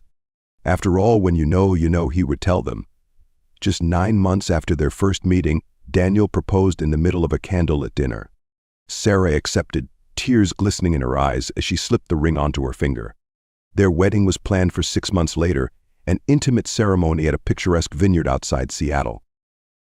To the outside world, their relationship appeared flawless. Sarah's poised demeanor made her seem the ideal partner for Daniel, while he basked in the glow of his new life. Daniel's family embraced Sarah, although there was an unspoken reservation in the way his mother and sister interacted with her. They never voiced their concerns, and Daniel never questioned their quiet unease. In the grand scheme of things, everything seemed perfect. The wedding day arrived without a hitch. The couple exchanged vows under the golden sunlight, their love seemingly palpable to everyone present. Friends and family watched with teary eyes as Daniel and Sarah promised each other forever, unaware that this perfect union harbored dark secrets. That night, they retreated to a luxurious suite in a nearby hotel, the world expecting them to embark on the happiest journey of their lives. But the truth that awaited Daniel was far from the blissful honeymoon he had imagined. The wedding night would reveal a truth that would shatter Daniel's world and leave him questioning everything he thought he knew about the woman he had married. As they entered the hotel suite, a bottle of champagne awaited them on ice, a gift from the hotel staff to congratulate the newlyweds. Daniel poured them both a glass, toasting to their future as Sarah smiled nervously. The excitement of the day seemed to catch up with them, and Daniel could feel the weight of anticipation in the air. He had always been a traditional man, saving certain intimacies for marriage, convinced that it was part of what made his relationship with Sarah so special. But as the night wore on, that anticipation began to shift. It was in Sarah's eyes a flicker of hesitation, something Daniel hadn't seen before. She suggested they sit down and talk, but Daniel, wrapped in the warmth of their new beginning, dismissed her concerns. They were married now, and any discussion could wait until the morning. What mattered was the start of their life together. It was only as they prepared for bed that Sarah's demeanor truly changed. She became withdrawn, her movements slow and deliberate. Something was off. Daniel, now keenly aware of the tension between them, questioned her. His voice broke the silence, soft but firm, asking her what was wrong. and that's when the truth came out. Her real name was Edward Harris. She had undergone gender reassignment surgery years ago, living as Sarah ever since. For the entire duration of their relationship, Sarah had carefully avoided revealing her past, believing that the love they shared would be enough to carry them through the revelation. But now, in the silence of the hotel room, the truth came rushing out in gasped sentences, as though it had been strangled by years of fear. Daniel stood motionless. He couldn't comprehend what he was hearing. In his mind, the woman he had loved, the woman he had vowed to spend his life with, suddenly ceased to exist. Rage, confusion, and disbelief surged through him in a flood of emotions. He demanded answers, his voice rising as Sarah Edward tried to explain. But in Daniel's mind, there was no explanation that could make sense of what had just been revealed. His fury took hold. In a blur of anger and betrayal, Daniel acted on impulse. He grabbed the nearest object, a heavy lamp, from the nightstand and struck Edward across the head. The force of the blow was sudden and brutal. Edward collapsed instantly, blood pouring from the wound as Daniel stood above him, shaking, his mind racing with disbelief at what he had done. The hotel suite fell into silence. The only sound was Daniel's labored breathing as he stared at the lifeless body of the person he had thought was his wife. In one catastrophic moment, Daniel's life had spiraled into chaos. Panic gripped him, and his mind immediately went into survival mode. He couldn't let anyone know what had happened. No one could find out the truth. Daniel's thoughts raced as he began to consider how to cover up the crime. His first instinct was to dispose of the body. If no one found Edward's remains, perhaps no one would ever know. He quickly began to clean up the scene, wiping down surfaces, gathering towels to soak up the blood, and dragging the body to the bathroom. He would need to figure out a way to get Edward out of the hotel without raising suspicion. But as Daniel's mind raced, he was unaware that the events of this night had already set in motion an investigation that would unravel everything he had worked to conceal. Detective Samuel Morris, a seasoned investigator with the Seattle Police Department, would soon be at the center of this unfolding mystery. Daniel Lawson worked frantically to erase any evidence of the violent act he had just committed. His hands trembled as he dragged Edward's lifeless body into the hotel bathroom, his mind spinning with panic and disbelief. Every fiber of his being was focused on survival, on avoiding the unthinkable consequences of what had just occurred. He refused to let his life, his career, his reputation be destroyed in a single, terrible night. In the bathroom, he filled the bathtub with water, his body moving automatically, as if on autopilot. He had no plan, only a desperate desire to hide the truth. He submerged the body, hoping somehow the water would make the cleanup easier, but the sight of Edward's bloodied face under the water only made the situation more gruesome. So Daniel's hand shook as he splashed water over the tiled floor, spreading the mess further in his frenzy. Hours passed. Daniel's attempts to clean were erratic and ineffective, driven by sheer panic rather than any coherent strategy. Towels soaked in blood littered the floor, the smell of iron and death permeating the air. Daniel gagged as he tried to wipe the blood from his hands and arms, but the stains clung to his skin. The wedding suite, once pristine and luxurious, was now a scene of horror, a macabre reflection of the night's events. Realizing he couldn't remove the body without drawing attention, Daniel shifted focus. His mind, racing for solutions, landed on the idea of making it look like Sarah, or rather Edward, had disappeared. And if he could stage a disappearance, perhaps he could delay the discovery of the truth long enough to figure out his next move. He stripped the body of its wedding dress, stuffing the bloodied garment into a hotel laundry bag. He knew the dress was a key piece of evidence, but he couldn't think clearly enough to dispose of it yet. Edward's phone was next. He opened it, deleting messages, clearing their call history, anything that might connect the two of them. He threw the phone into the bathtub as well, hoping the water would erase any remaining digital traces. As the sun began to rise, Daniel dressed in the same clothes he had worn the day before. He took one last look at the suite. It was still a mess, far from the clean slate he had hoped for, but it would have to do. His mind could no longer process the details, consumed instead by a singular thought: escape. With a hastily packed bag, Daniel left the suite, his heart pounding as he made his way down the hotel corridor. He passed guests and hotel staff on his way to the parking garage, each glance from a stranger feeling like a direct accusation. He kept his head down, moving quickly toward his car, praying that no one had noticed anything unusual about his departure. By the time he reached the highway, Daniel had convinced himself that he could make this work. He would go home, act normal, and if anyone asked, Sarah had decided to leave him. Maybe she had cold feet. Maybe they had an argument. In time, people would stop asking questions. Or so he hoped. But deep down, Daniel knew he was only delaying the inevitable. This wasn't something that would simply go away. For now, all Daniel could do was hope. But what he didn't know was that Edward's disappearance was already raising suspicion, and the hotel staff had already reported an unusual amount of blood found in the wedding suite. His carefully laid plans were starting to unravel before he even had the chance to see them through. Detective Samuel Morris was used to receiving early morning phone calls, but the one he received that day was different. A seasoned detective with the Seattle Police Department, Morris had seen his share of domestic disputes, violent crimes, and missing persons cases, but something about this call immediately struck him as odd. The report came from a hotel on the outskirts of the city, where an unusual scene had been discovered in a suite booked for a wedding night. A maid, arriving early to clean the room after the newlyweds had checked out, found blood-stained towels, a torn wedding dress, and the remnants of what appeared to be a violent struggle. The guest, a woman named Sarah Lawson, was nowhere to be found. Morris arrived at the scene within the hour, his instincts already telling him that this wasn't just a case of a runaway bride.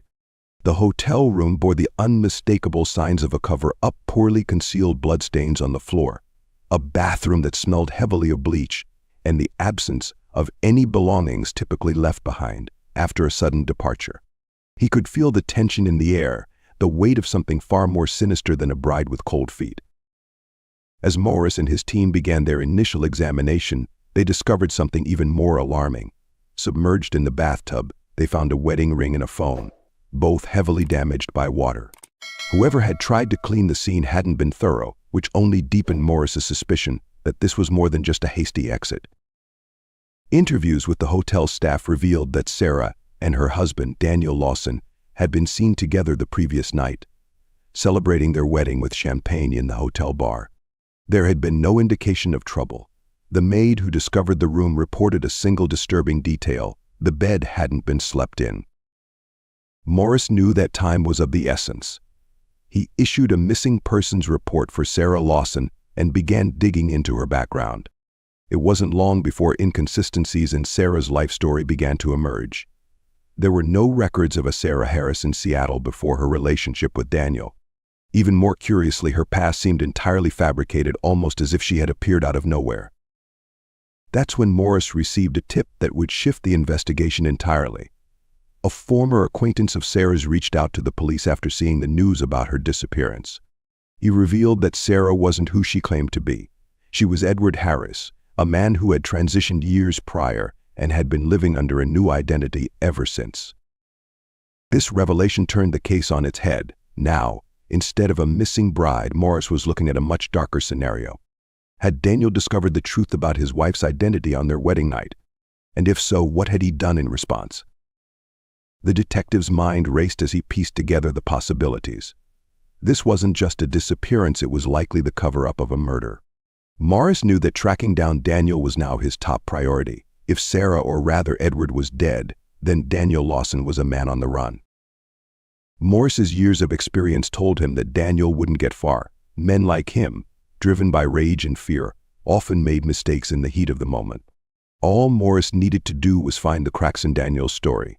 The investigation had only just begun, but already the detective could feel the weight of the truth lurking beneath the surface. Detective Samuel Morris stood at the center of the now cordoned-off hotel suite, staring at the mess that Daniel Lawson had left behind. The shredded wedding dress, the bloodstains, and the submerged phone told a story of panic, rage, and a desperate attempt to hide something terrible. But Morris had seen enough crime scenes in his career to know when a cover-up was poorly executed. He could almost feel the guilt, the fear, that had gripped Daniel in those frantic moments after the murder. By midday, Morris had enough evidence to treat the case as a homicide rather than a missing persons report. The absence of Sarah's body, combined with the bloodstains and other suspicious details, led him to one clear conclusion: Daniel Lawson had murdered Edward Harris, the person Daniel had known as Sarah. The next step was tracking Daniel down before he had a chance to disappear for good. Morris issued an arrest warrant for Daniel, now a suspect in the murder of his spouse. The first order of business was to alert airports, train stations, and border control agencies in case Daniel tried to flee the state or the country. A man like Daniel would want to run to escape the weight of his actions. But Morris also knew that Daniel didn't have the kind of criminal background that would help him avoid capture for long. Daniel wasn't a hardened criminal, he was an accountant who had lost control. And that worked in the detective's favor. So back at the police station, Morris assigned a team to gather more information about Daniel's background. They needed to know his habits, his favorite places, and his connections. Detectives combed through his financial records, searching for recent purchases that might hint at his whereabouts. They reached out to his friends and family, asking if anyone had heard from Daniel since the wedding. But so far no one had. It seemed Daniel had vanished without a trace, leaving behind only the wreckage of his life. Then came the break Morris had been waiting for. Daniel's car, a dark blue Honda Civic, had been spotted on a traffic camera heading south on the I-5 highway, just outside of Seattle. The timestamp put him on the road early that morning, only a few hours after the murder. Morris had a hunch that Daniel wasn't just trying to leave the city, he was heading somewhere specific. After digging deeper into Daniel's personal life, Morris discovered that Daniel had family in Oregon, a cousin, who owned a remote cabin in the woods near Eugene. The cabin was rarely used, a perfect hideout for someone who wanted to disappear. For Morris suspected that Daniel was heading there, hoping to lay low until the storm blew over or until he could figure out his next move. Morris immediately alerted local authorities in Oregon, requesting their assistance in apprehending Daniel. He ordered a team of officers to set up surveillance around the cabin, ensuring that they could move in as soon as Daniel arrived. The detective knew that this was their best shot at capturing Daniel before he slipped away into the vast wilderness that stretched beyond the cabin's location. Meanwhile, Morris couldn't shake the gnawing feeling that something was still missing. The absence of a body weighed heavily on him. Despite the blood found in the hotel suite, there was no physical proof of Edward's death. Without a body, the case would be harder to prosecute. He needed more than just circumstantial evidence if they were going to charge Daniel with murder. As Morris drove toward Oregon to oversee the operation, he found himself reviewing the case in his mind, turning over every detail. There was still a piece of the puzzle missing, a part of the story that hadn't yet revealed itself. He had to hope that once Daniel was in custody, the truth about what happened on that wedding night would finally come to light. Daniel Lawson drove southward, his mind a chaotic swirl of panic and desperation. The gravity of his actions weighed down on him like an anchor, pulling him deeper into despair with every passing mile. He knew he couldn't turn back now. The moment he had struck Edward, everything had changed. There was no undoing what had happened in that hotel room. His life, once so structured and predictable, had become a nightmare in the span of a few violent minutes. Daniel's destination was clear in his mind, his cousin's cabin in the Oregon woods. He hadn't spoken to his cousin in over a year, but the cabin was isolated, a place where he could disappear for a while and figure out what to do next. As he sped down the highway, Daniel tried to convince himself that he could still salvage some semblance of a future, but deep down, he knew it was only a matter of time before the police caught up with him. Every car he passed, every set of headlights in his rearview mirror, felt like a threat. He expected flashing lights and sirens at any moment. The pressure was unbearable. He had barely slept in the past 24 hours, his mind replaying the events of the wedding night on an endless loop. Edward's face haunted him, the expression of fear and surprise when Daniel had lashed out. It wasn't Sarah. It was never Sarah. All of it had been a lie, and Daniel couldn't cope with the weight of that betrayal. By the time Daniel reached the outskirts of Eugene, exhaustion had taken hold. His hands gripped the steering wheel tightly as he navigated the winding roads that led to the cabin. The quiet, wooded landscape felt surreal, almost like a dream compared to the chaos he had just left behind in Seattle. But even here, in the stillness of the forest, there was no escape from what he had done. He pulled up to the cabin just as dusk was settling in, the sky darkening overhead. The air was cool and quiet, the only sounds coming from the rustling of leaves in the breeze. For a moment, Daniel allowed himself to breathe, to believe that he might be safe here. He stepped out of the car, scanning the area. The cabin looked exactly as he remembered it, small, rustic, tucked away from the main road. No one would find him here, or so he thought. Inside, the cabin was sparsely furnished with a single bed, a small kitchen, and a wood-burning stove.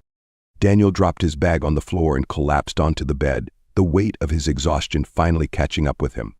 His mind was too clouded to form a plan.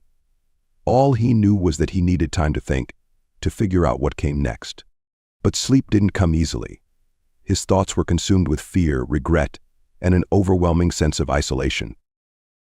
What Daniel didn't know was that the authorities were already closing in on him. The cabin, once his safe haven, was now surrounded by a team of police officers waiting for the right moment to make their move. Detective Morris, watching from a distance, knew that the next few hours would be critical.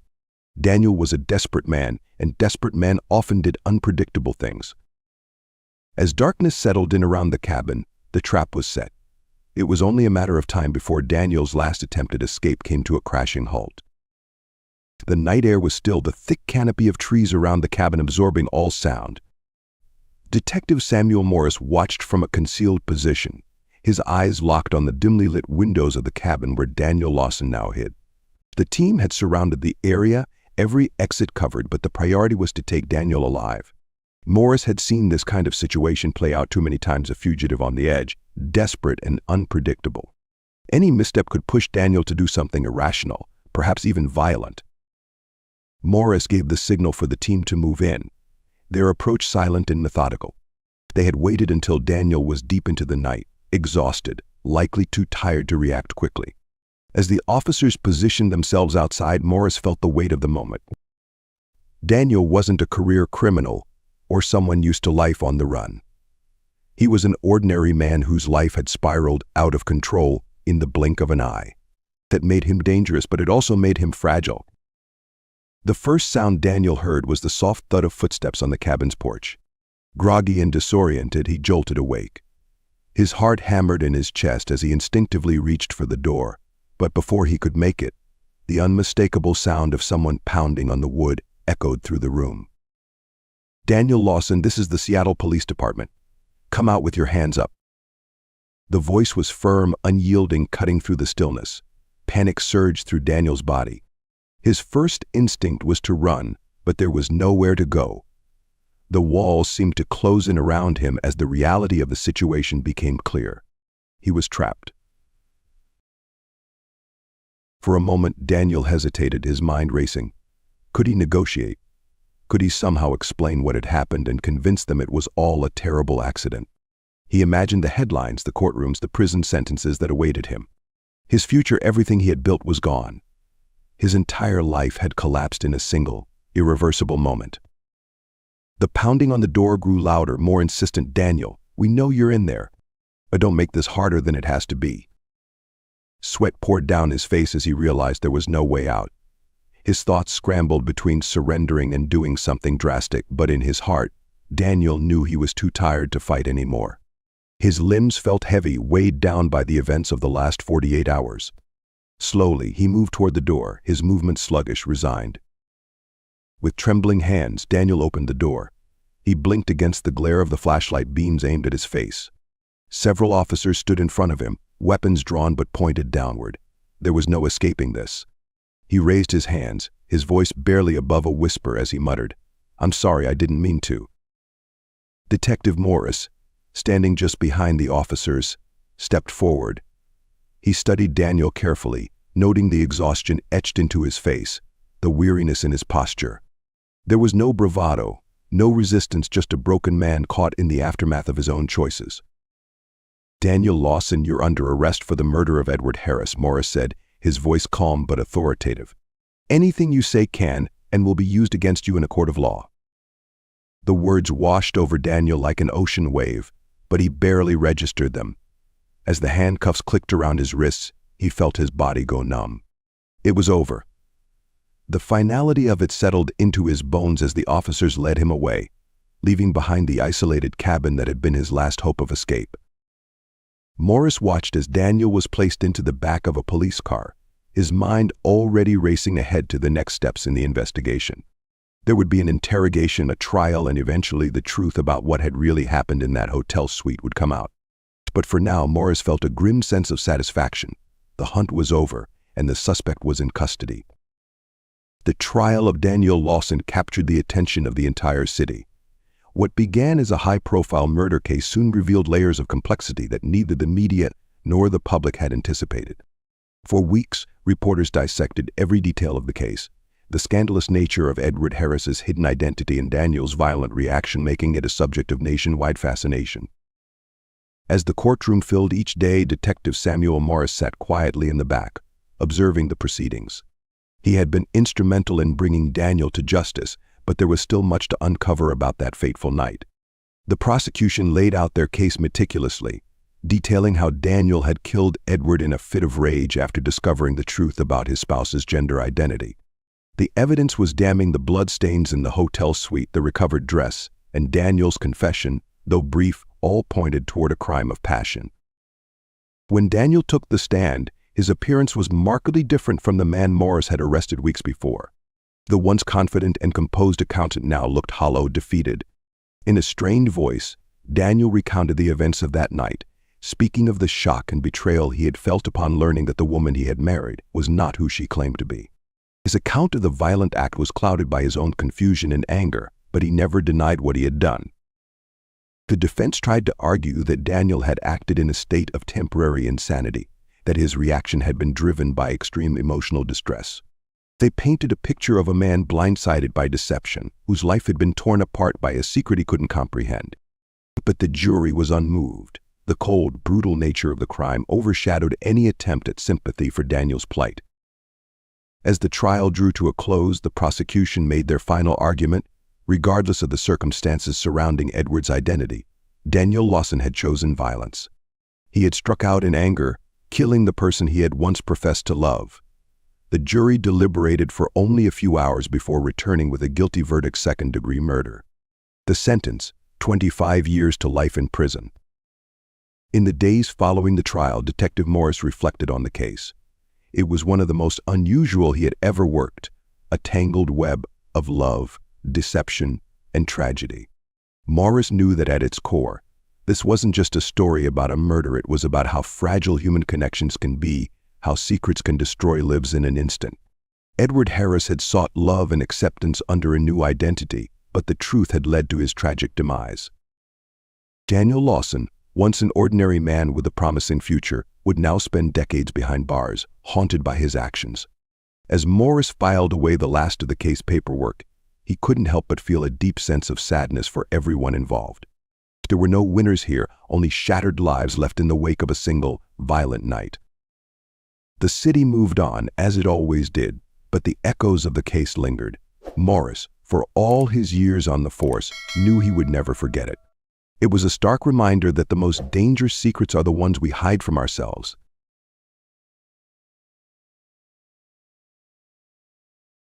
Victoria Hale was known throughout Seattle's elite circles as the picture of success. A striking woman in her early 40s, she had it all: beauty, wealth, and a string of successful business ventures. Her life looked like the perfect story of a woman who climbed the ladder of success.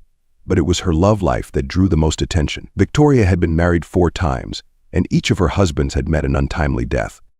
Her first husband, Michael Hale, was a well-known lawyer. He had died in a car crash on a rainy Seattle night, a tragedy that shook the local community. Victoria had been devastated, appearing heartbroken at the funeral as she clutched a black lace handkerchief, tears streaming down her face. No one suspected anything unusual. Michael's death seemed a tragic accident. But as the years passed and Victoria married again, whispers began to emerge.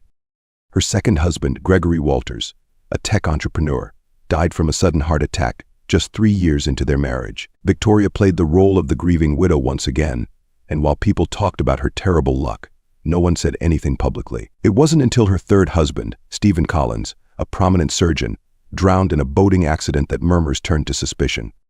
Then, when her fourth husband, Mark Dawson, died mysteriously in his sleep, the Seattle social scene could no longer ignore the string of deaths that surrounded Victoria. 4 husbands, all dead, and the only common thread was Victoria herself. Despite the suspicions, there was never any hard evidence to suggest foul play. The police investigations had closed each case, ruling them accidental or from natural causes. But the name Seattle Black Widow began circulating in hushed tones, casting a dark shadow over Victoria's otherwise perfect image.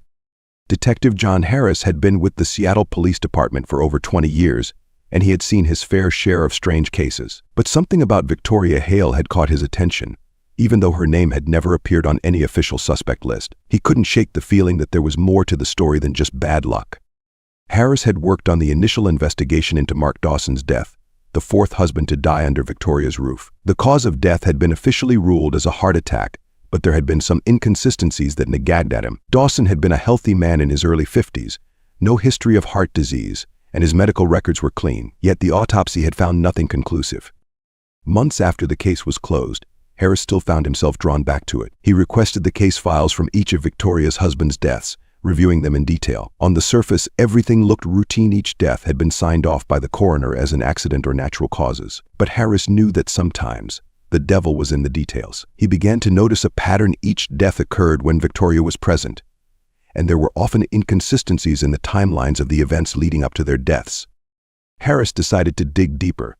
He contacted the families of Victoria's late husbands, hoping to find any overlooked details that might shed new light on the deaths. While some of the families had accepted the tragedies and moved on, others were still grappling with unanswered questions. The mother of Gregory Walters, Victoria's second husband, had never believed her son's death was natural. He was a strong man, never had a health issue in his life, she told Harris. Something wasn't right.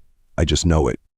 As Harris continued to pull on the threads of Victoria's past, he realized that the widow might not be so innocent after all. The question wasn't whether she was involved, but how she had managed to make each death look like a tragic accident. Detective Harris couldn't shake the feeling that he was onto something bigger than just a series of accidents. As he delved into the backgrounds of Victoria's late husbands, he discovered something odd. Each one had a hefty life insurance policy, with Victoria listed as the sole beneficiary. While it wasn't unusual for spouses to name each other on their policies, the sheer size of these payouts made him uneasy. Michael Hale's death alone had netted Victoria nearly $2 million, and with each subsequent marriage, the policies had grown even larger. Harris reached out to the insurance companies to review the policies more closely. Each one had been taken out within 6 months of marriage, and the payouts had been made swiftly after the deaths. In every case, Victoria had been cooperative, providing necessary documentation and never raising suspicion. But it was the timing that troubled Harris. He knew that money was often a powerful motive, and with each husband's death, Victoria's fortune had ballooned. Still, nothing directly tied her to the deaths. Without solid evidence, the suspicions remained just that, suspicions. Harris needed something concrete, something that could reopen the cases and launch a formal investigation. He began to wonder if anyone from Victoria's inner circle might know more. If she had committed these crimes, surely someone would have noticed something. Harris decided to pay a visit to Claire Livingston, Victoria's personal assistant for the past 10 years. Claire had been by Victoria's side through all 4 marriages and had seen firsthand the aftermath of each tragedy. She was quiet, loyal, and fiercely protective of her boss, but Harris hoped he could get her to open up. When he arrived at Claire's modest apartment in downtown Seattle, she seemed hesitant but agreed to speak with him. Sitting at her kitchen table, Harris asked about Victoria's marriages, carefully probing for anything that might hint at foul play. Mrs. Hale has been through a lot, Claire said softly, her hands nervously twisting a napkin. Each loss was devastating for her. I don't know how she managed to stay so strong. But Harris wasn't convinced by her rehearsed response. Claire, you've worked closely with her for a long time. You've seen things most people don't. I'm not here to cause trouble, I just want to understand what happened. Claire hesitated, her eyes darting away. She's a good person, detective. She loved them. Each one. But her voice trailed off, and Harris leaned forward, sensing a breakthrough. But what he pressed? Claire swallowed hard. It's just, sometimes things didn't add up. There were moments when I wondered if she cut herself off, looking panicked. Harris's heart raced. If what, Claire? You can tell me. After a long silence, Claire finally spoke, her voice barely above a whisper. I'm not sure Mrs. Hale is who she appears to be. Harris felt the weight of Claire's words hang in the air. The assistant was visibly shaken, and it was clear she was afraid of what. Harris wasn't sure. But he knew one thing: Claire was holding back something big. Listen, Claire, I'm not here to judge anyone. I just need the truth, Harris said, trying to ease her nerves. If something isn't right, you owe it to yourself to come forward. Claire glanced at the door, as if expecting someone to burst in at any moment. Then, after a deep breath, she finally spoke. It's just the way they died, detective. It always seemed too perfect, too clean. Every time she was with them, but nothing ever pointed back to her. And I overheard things, conversations on the phone, or when she thought I wasn't around. Harris's pulse quickened. What kind of conversations? Claire looked down at her trembling hands. After Gregory's death, I overheard her talking to someone. She mentioned something about making sure there were no loose ends. I didn't think much of it at the time. But now, after everything that's happened, Who was she talking to? Did you ever find out? Harris asked, leaning in closer. I don't know. I never saw the number, and she was always careful. But there was something else, Claire continued, her voice shaking. After Stephen died, she told me that it was a relief. That she felt free for the first time in years. That's when I started to get scared. Harris's mind raced as Claire's words sunk in. If Victoria had been talking about covering up loose ends and feeling relieved after her husband's deaths, it pointed to something far more sinister than accidents or bad luck. What about Mark Dawson? Did you notice anything unusual around his death? Harris asked, eager to piece together more of the puzzle. Claire bit her lip and nodded. Yes, the night before he died, I was at the house late. Mrs. Hale had given me the evening off, but I forgot my phone charger and went back to the office in her home. I heard them arguing something about money. He was accusing her of lying to him, of hiding things. I didn't hear much more, but the next morning, he was dead. Harris sat back, his mind spinning. This was the break he needed: witnesses, phone calls, and arguments that painted a much darker picture of Victoria Hale than the grieving widow the public knew. But he still needed more, something undeniable to build a base. Claire, if you're willing to help, we can take this further. We can protect you, Harris said, his tone firm but reassuring. Claire's eyes were filled with fear, but she nodded slowly. I don't want to be part of this anymore, Detective. I'll tell you everything. With Claire's newfound cooperation, Detective Harris felt the tide turning. The information she had provided gave him a much clearer picture of what might have been happening behind closed doors, but he still needed hard evidence to build a case. He couldn't take down someone as powerful and well-connected as Victoria Hale with just suspicions and overheard conversations. He needed something solid. Claire agreed to hand over any records she had access to: emails, phone logs, anything that might show a trail of Victoria's suspicious activities. In the meantime, Harris decided to dig deeper into the financial side of things. He reached out to a forensic accountant within the department, asking him to comb through Victoria's finances over the last decade. If there was one thing Harris knew, it was that money leaves a trail, and people often make mistakes when they think no one is looking. A week later, Harris received the call he had been waiting for. The accountant had uncovered something troubling. John, we found multiple offshore accounts linked to Victoria, the accountant said, his voice tense. Millions of dollars have been funneled into these accounts shortly after each of her husband's deaths. Harris felt a chill run down his spine. This was the smoking gun he had been hoping for. Victoria had been careful to avoid suspicion, but even she couldn't hide the flow of money. The life insurance payouts, coupled with large sums of money being transferred to hidden accounts, painted a damning picture. As Harris pieced together the evidence, he realized that Victoria had been playing a long game. She had used her charm and intelligence to secure wealthy husbands, each time ensuring they had substantial life insurance policies. Then, after their sudden deaths, she quietly moved the money to offshore accounts, out of sight and out of reach. Harris contacted the insurance companies again, this time armed with the knowledge of Victoria's secret accounts. He worked with their legal teams to freeze her assets and halt any further payouts. With the financial evidence mounting, Harris knew it was time to confront Victoria herself. But he needed to proceed carefully. This was a woman who had, for years, orchestrated a series of deaths without ever raising enough suspicion to be investigated. Victoria Hale sat in her luxurious penthouse, gazing out over the Seattle skyline. She had always enjoyed the view from her top-floor apartment, the city sprawling beneath her feet like a kingdom she had quietly built. But today, something was different. She had noticed unusual activity with her bank accounts and sensed that someone was looking too closely at her affairs. Her phone buzzed, and she saw Claire's name flash on the screen. For a moment, she hesitated. Claire had been acting strangely recently, more distant, more nervous. Victoria had brushed it off as post-traumatic stress from Mark's death, but now she wasn't so sure. She answered the call, her voice cool. "What is it, Claire?" There was a long pause on the other end before Claire finally spoke, her voice shaking. I think you should know that the police have been asking questions about you, Victoria. About the husbands." Victoria's grip on the phone tightened, but her voice remained calm. "Why would they be asking about me? Everything has been settled. They're just trying to stir up old pain." I told them what I overheard," Victoria Claire stammered, her voice barely above a whisper. "I couldn't keep it to myself anymore." For a moment, Victoria felt a wave of fury, but she quickly suppressed it. "I see," she said icily. "Thank you for telling me, Claire. I'll take care of it." She hung up the phone and stared into the distance, her mind racing. Claire had betrayed her, and if the police were digging into her life, they might already be too close. Victoria had always been 10 steps ahead of everyone, but now she felt the noose tightening around her. That evening, as the sun set over the city, there was a knock on Victoria's door. When she opened it, she was met with the steely gaze of Detective John Harris, flanked by 2 uniformed officers. "Good evening, Miss Hale," Harris said, his voice calm but firm. "I think we need to have a conversation." Victoria flashed a polite smile, her heart pounding in her chest. "Of course, Detective. Please come in." Harris entered the pristine penthouse, taking in the sleek modern decor that screamed wealth and power. Victoria gestured toward the living room, where they both sat down. "I understand you've been asking questions about my late husband's," Victoria began, her voice smooth and controlled. "I assure you, Detective, these tragedies were just that, tragic accidents. I've suffered more than anyone can imagine." Harris leaned back in his chair, studying her. "You've certainly had your share of tragedy, Miss Hale, but I'm not here to talk about your grief. I'm here because we found some very troubling things. Offshore accounts, large transfers following your husband's deaths, conversations that suggest these weren't just accidents." Victoria's eyes flickered for the briefest moment, but she remained composed. "I'm a businesswoman, Detective. My finances are complex. Those accounts are perfectly legal."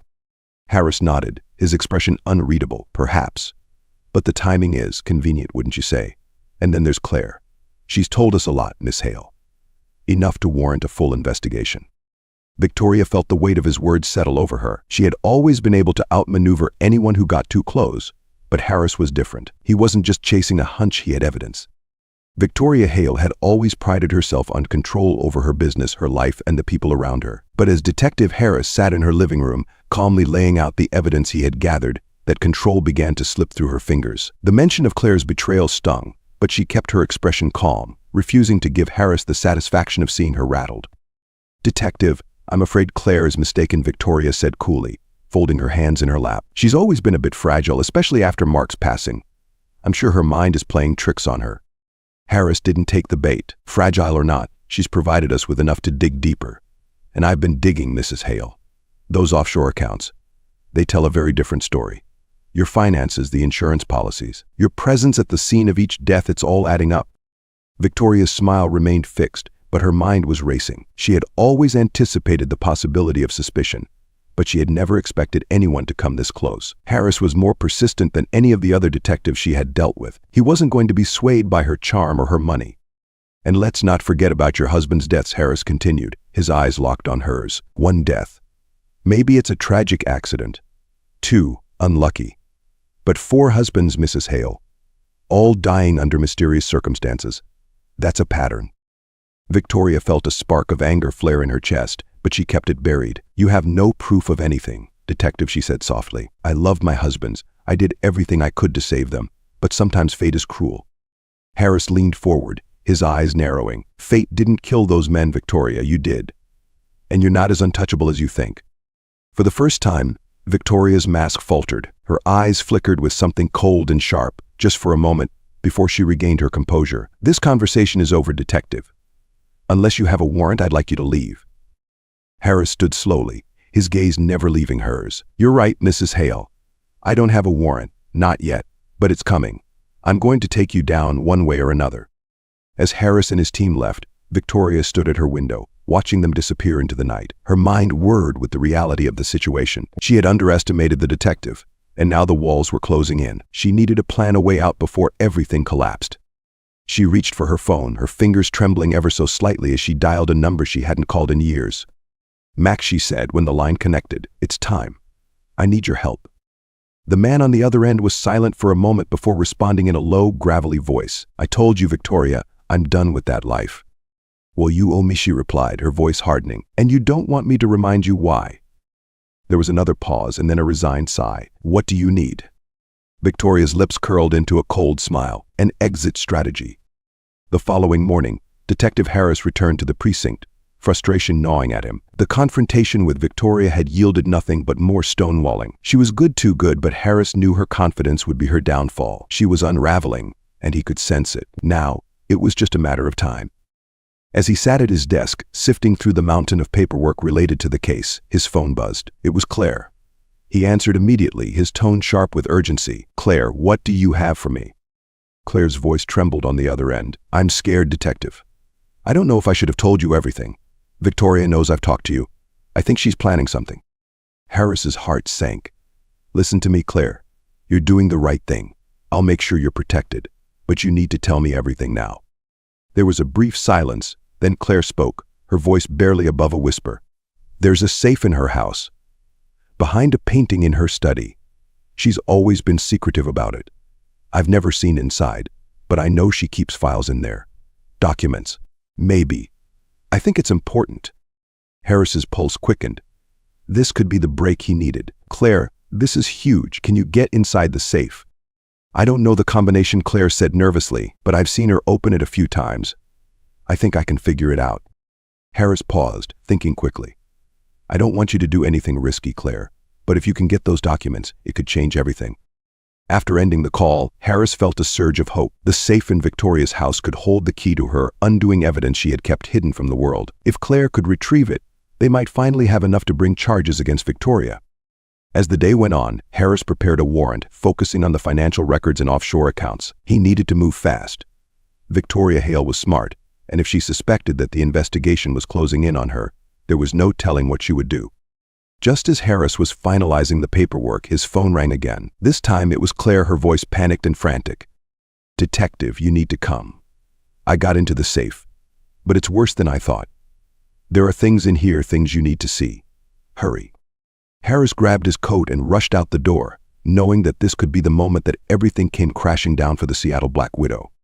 Detective Harris drove through the dark, rain-soaked streets of Seattle, his mind racing. Claire's panicked voice echoed in his ears. Whatever she had found in Victoria's safe had shaken her to the core. He had a sinking feeling that what awaited him might be even worse than he imagined. When he arrived at Claire's apartment, she was already pacing nervously by the door, clutching a worn envelope in her hands. Her eyes were wide and she looked pale, like someone who had just glimpsed something terrible. Claire, what is it? Harris asked, trying to keep his voice steady. Without a word, Claire handed him the envelope, her hands trembling. You need to see for yourself. It's not just financial documents, detective. It's something else. Harris opened the envelope and pulled out the contents. Inside were several papers, all neatly organized life insurance documents, bank statements confirming the offshore transfers, and something else. Photos. Dozens of them. Harris's stomach twisted as he flipped through the images. Each photo depicted one of Victoria's late husbands, captured at various points before their death, sitting in a hospital bed, lying unconscious on the floor, or sprawled in a bathtub. The photos were chillingly intimate, as if someone had been documenting their last moments. And in each one there was Victoria, always in the background, her face a cold mask of indifference. These are from the nights they died, Harris muttered, unable to look away from the horrific evidence. She took these photos. Claire nodded, tears welling in her eyes. There's more. In the back of the safe there were notebooks, journal entries. She wrote about them, detective, about how she planned each death. Harris's hands shook as he reached for the notebooks, flipping through the neatly written entries. Victoria had chronicled everything in chilling detail: how she had slowly poisoned Michael, how she had tampered with the brake lines in Gregory's car, how she had manipulated Stephen's medication, and how she had suffocated Mark in his sleep. Jesus Christ, Harris breathed, his heart pounding. It was all here: confessions, motives, detailed accounts of each murder. Victoria had been playing a twisted game all along, and she had documented it as if it were a sick trophy. She wrote that it was never about the money, Claire whispered, her voice shaking. It was about control. She got some kind of pleasure from it, watching them suffer. She called it freeing them. Harris felt a wave of nausea roll through him. He had suspected Victoria was capable of murder, but this was worse than he had imagined. She wasn't just a killer, she was a sadistic mastermind who took pride in her work. We need to get this to the DA, Harris said, his voice grim. This is enough to charge her with multiple counts of murder. Claire looked up at him, her eyes filled with fear. What if she knows? What if she comes after me, detective? She's dangerous. Harris placed a reassuring hand on her shoulder. We'll get you protection, Claire. You've done the right thing. We're going to stop her. As he left Claire's apartment, Harris couldn't shake the feeling that time was running out. Victoria would know something was wrong soon enough, and when she did, there was no telling what she might do. He had to act fast. The moment Harris returned to the precinct, he handed over the evidence to the DA and pushed for an arrest warrant. With the photos, journals, and financial documents in hand, there was no way Victoria could talk her way out of this one. But Harris knew that the hardest part was yet to come: bringing the Seattle Black Widow to justice.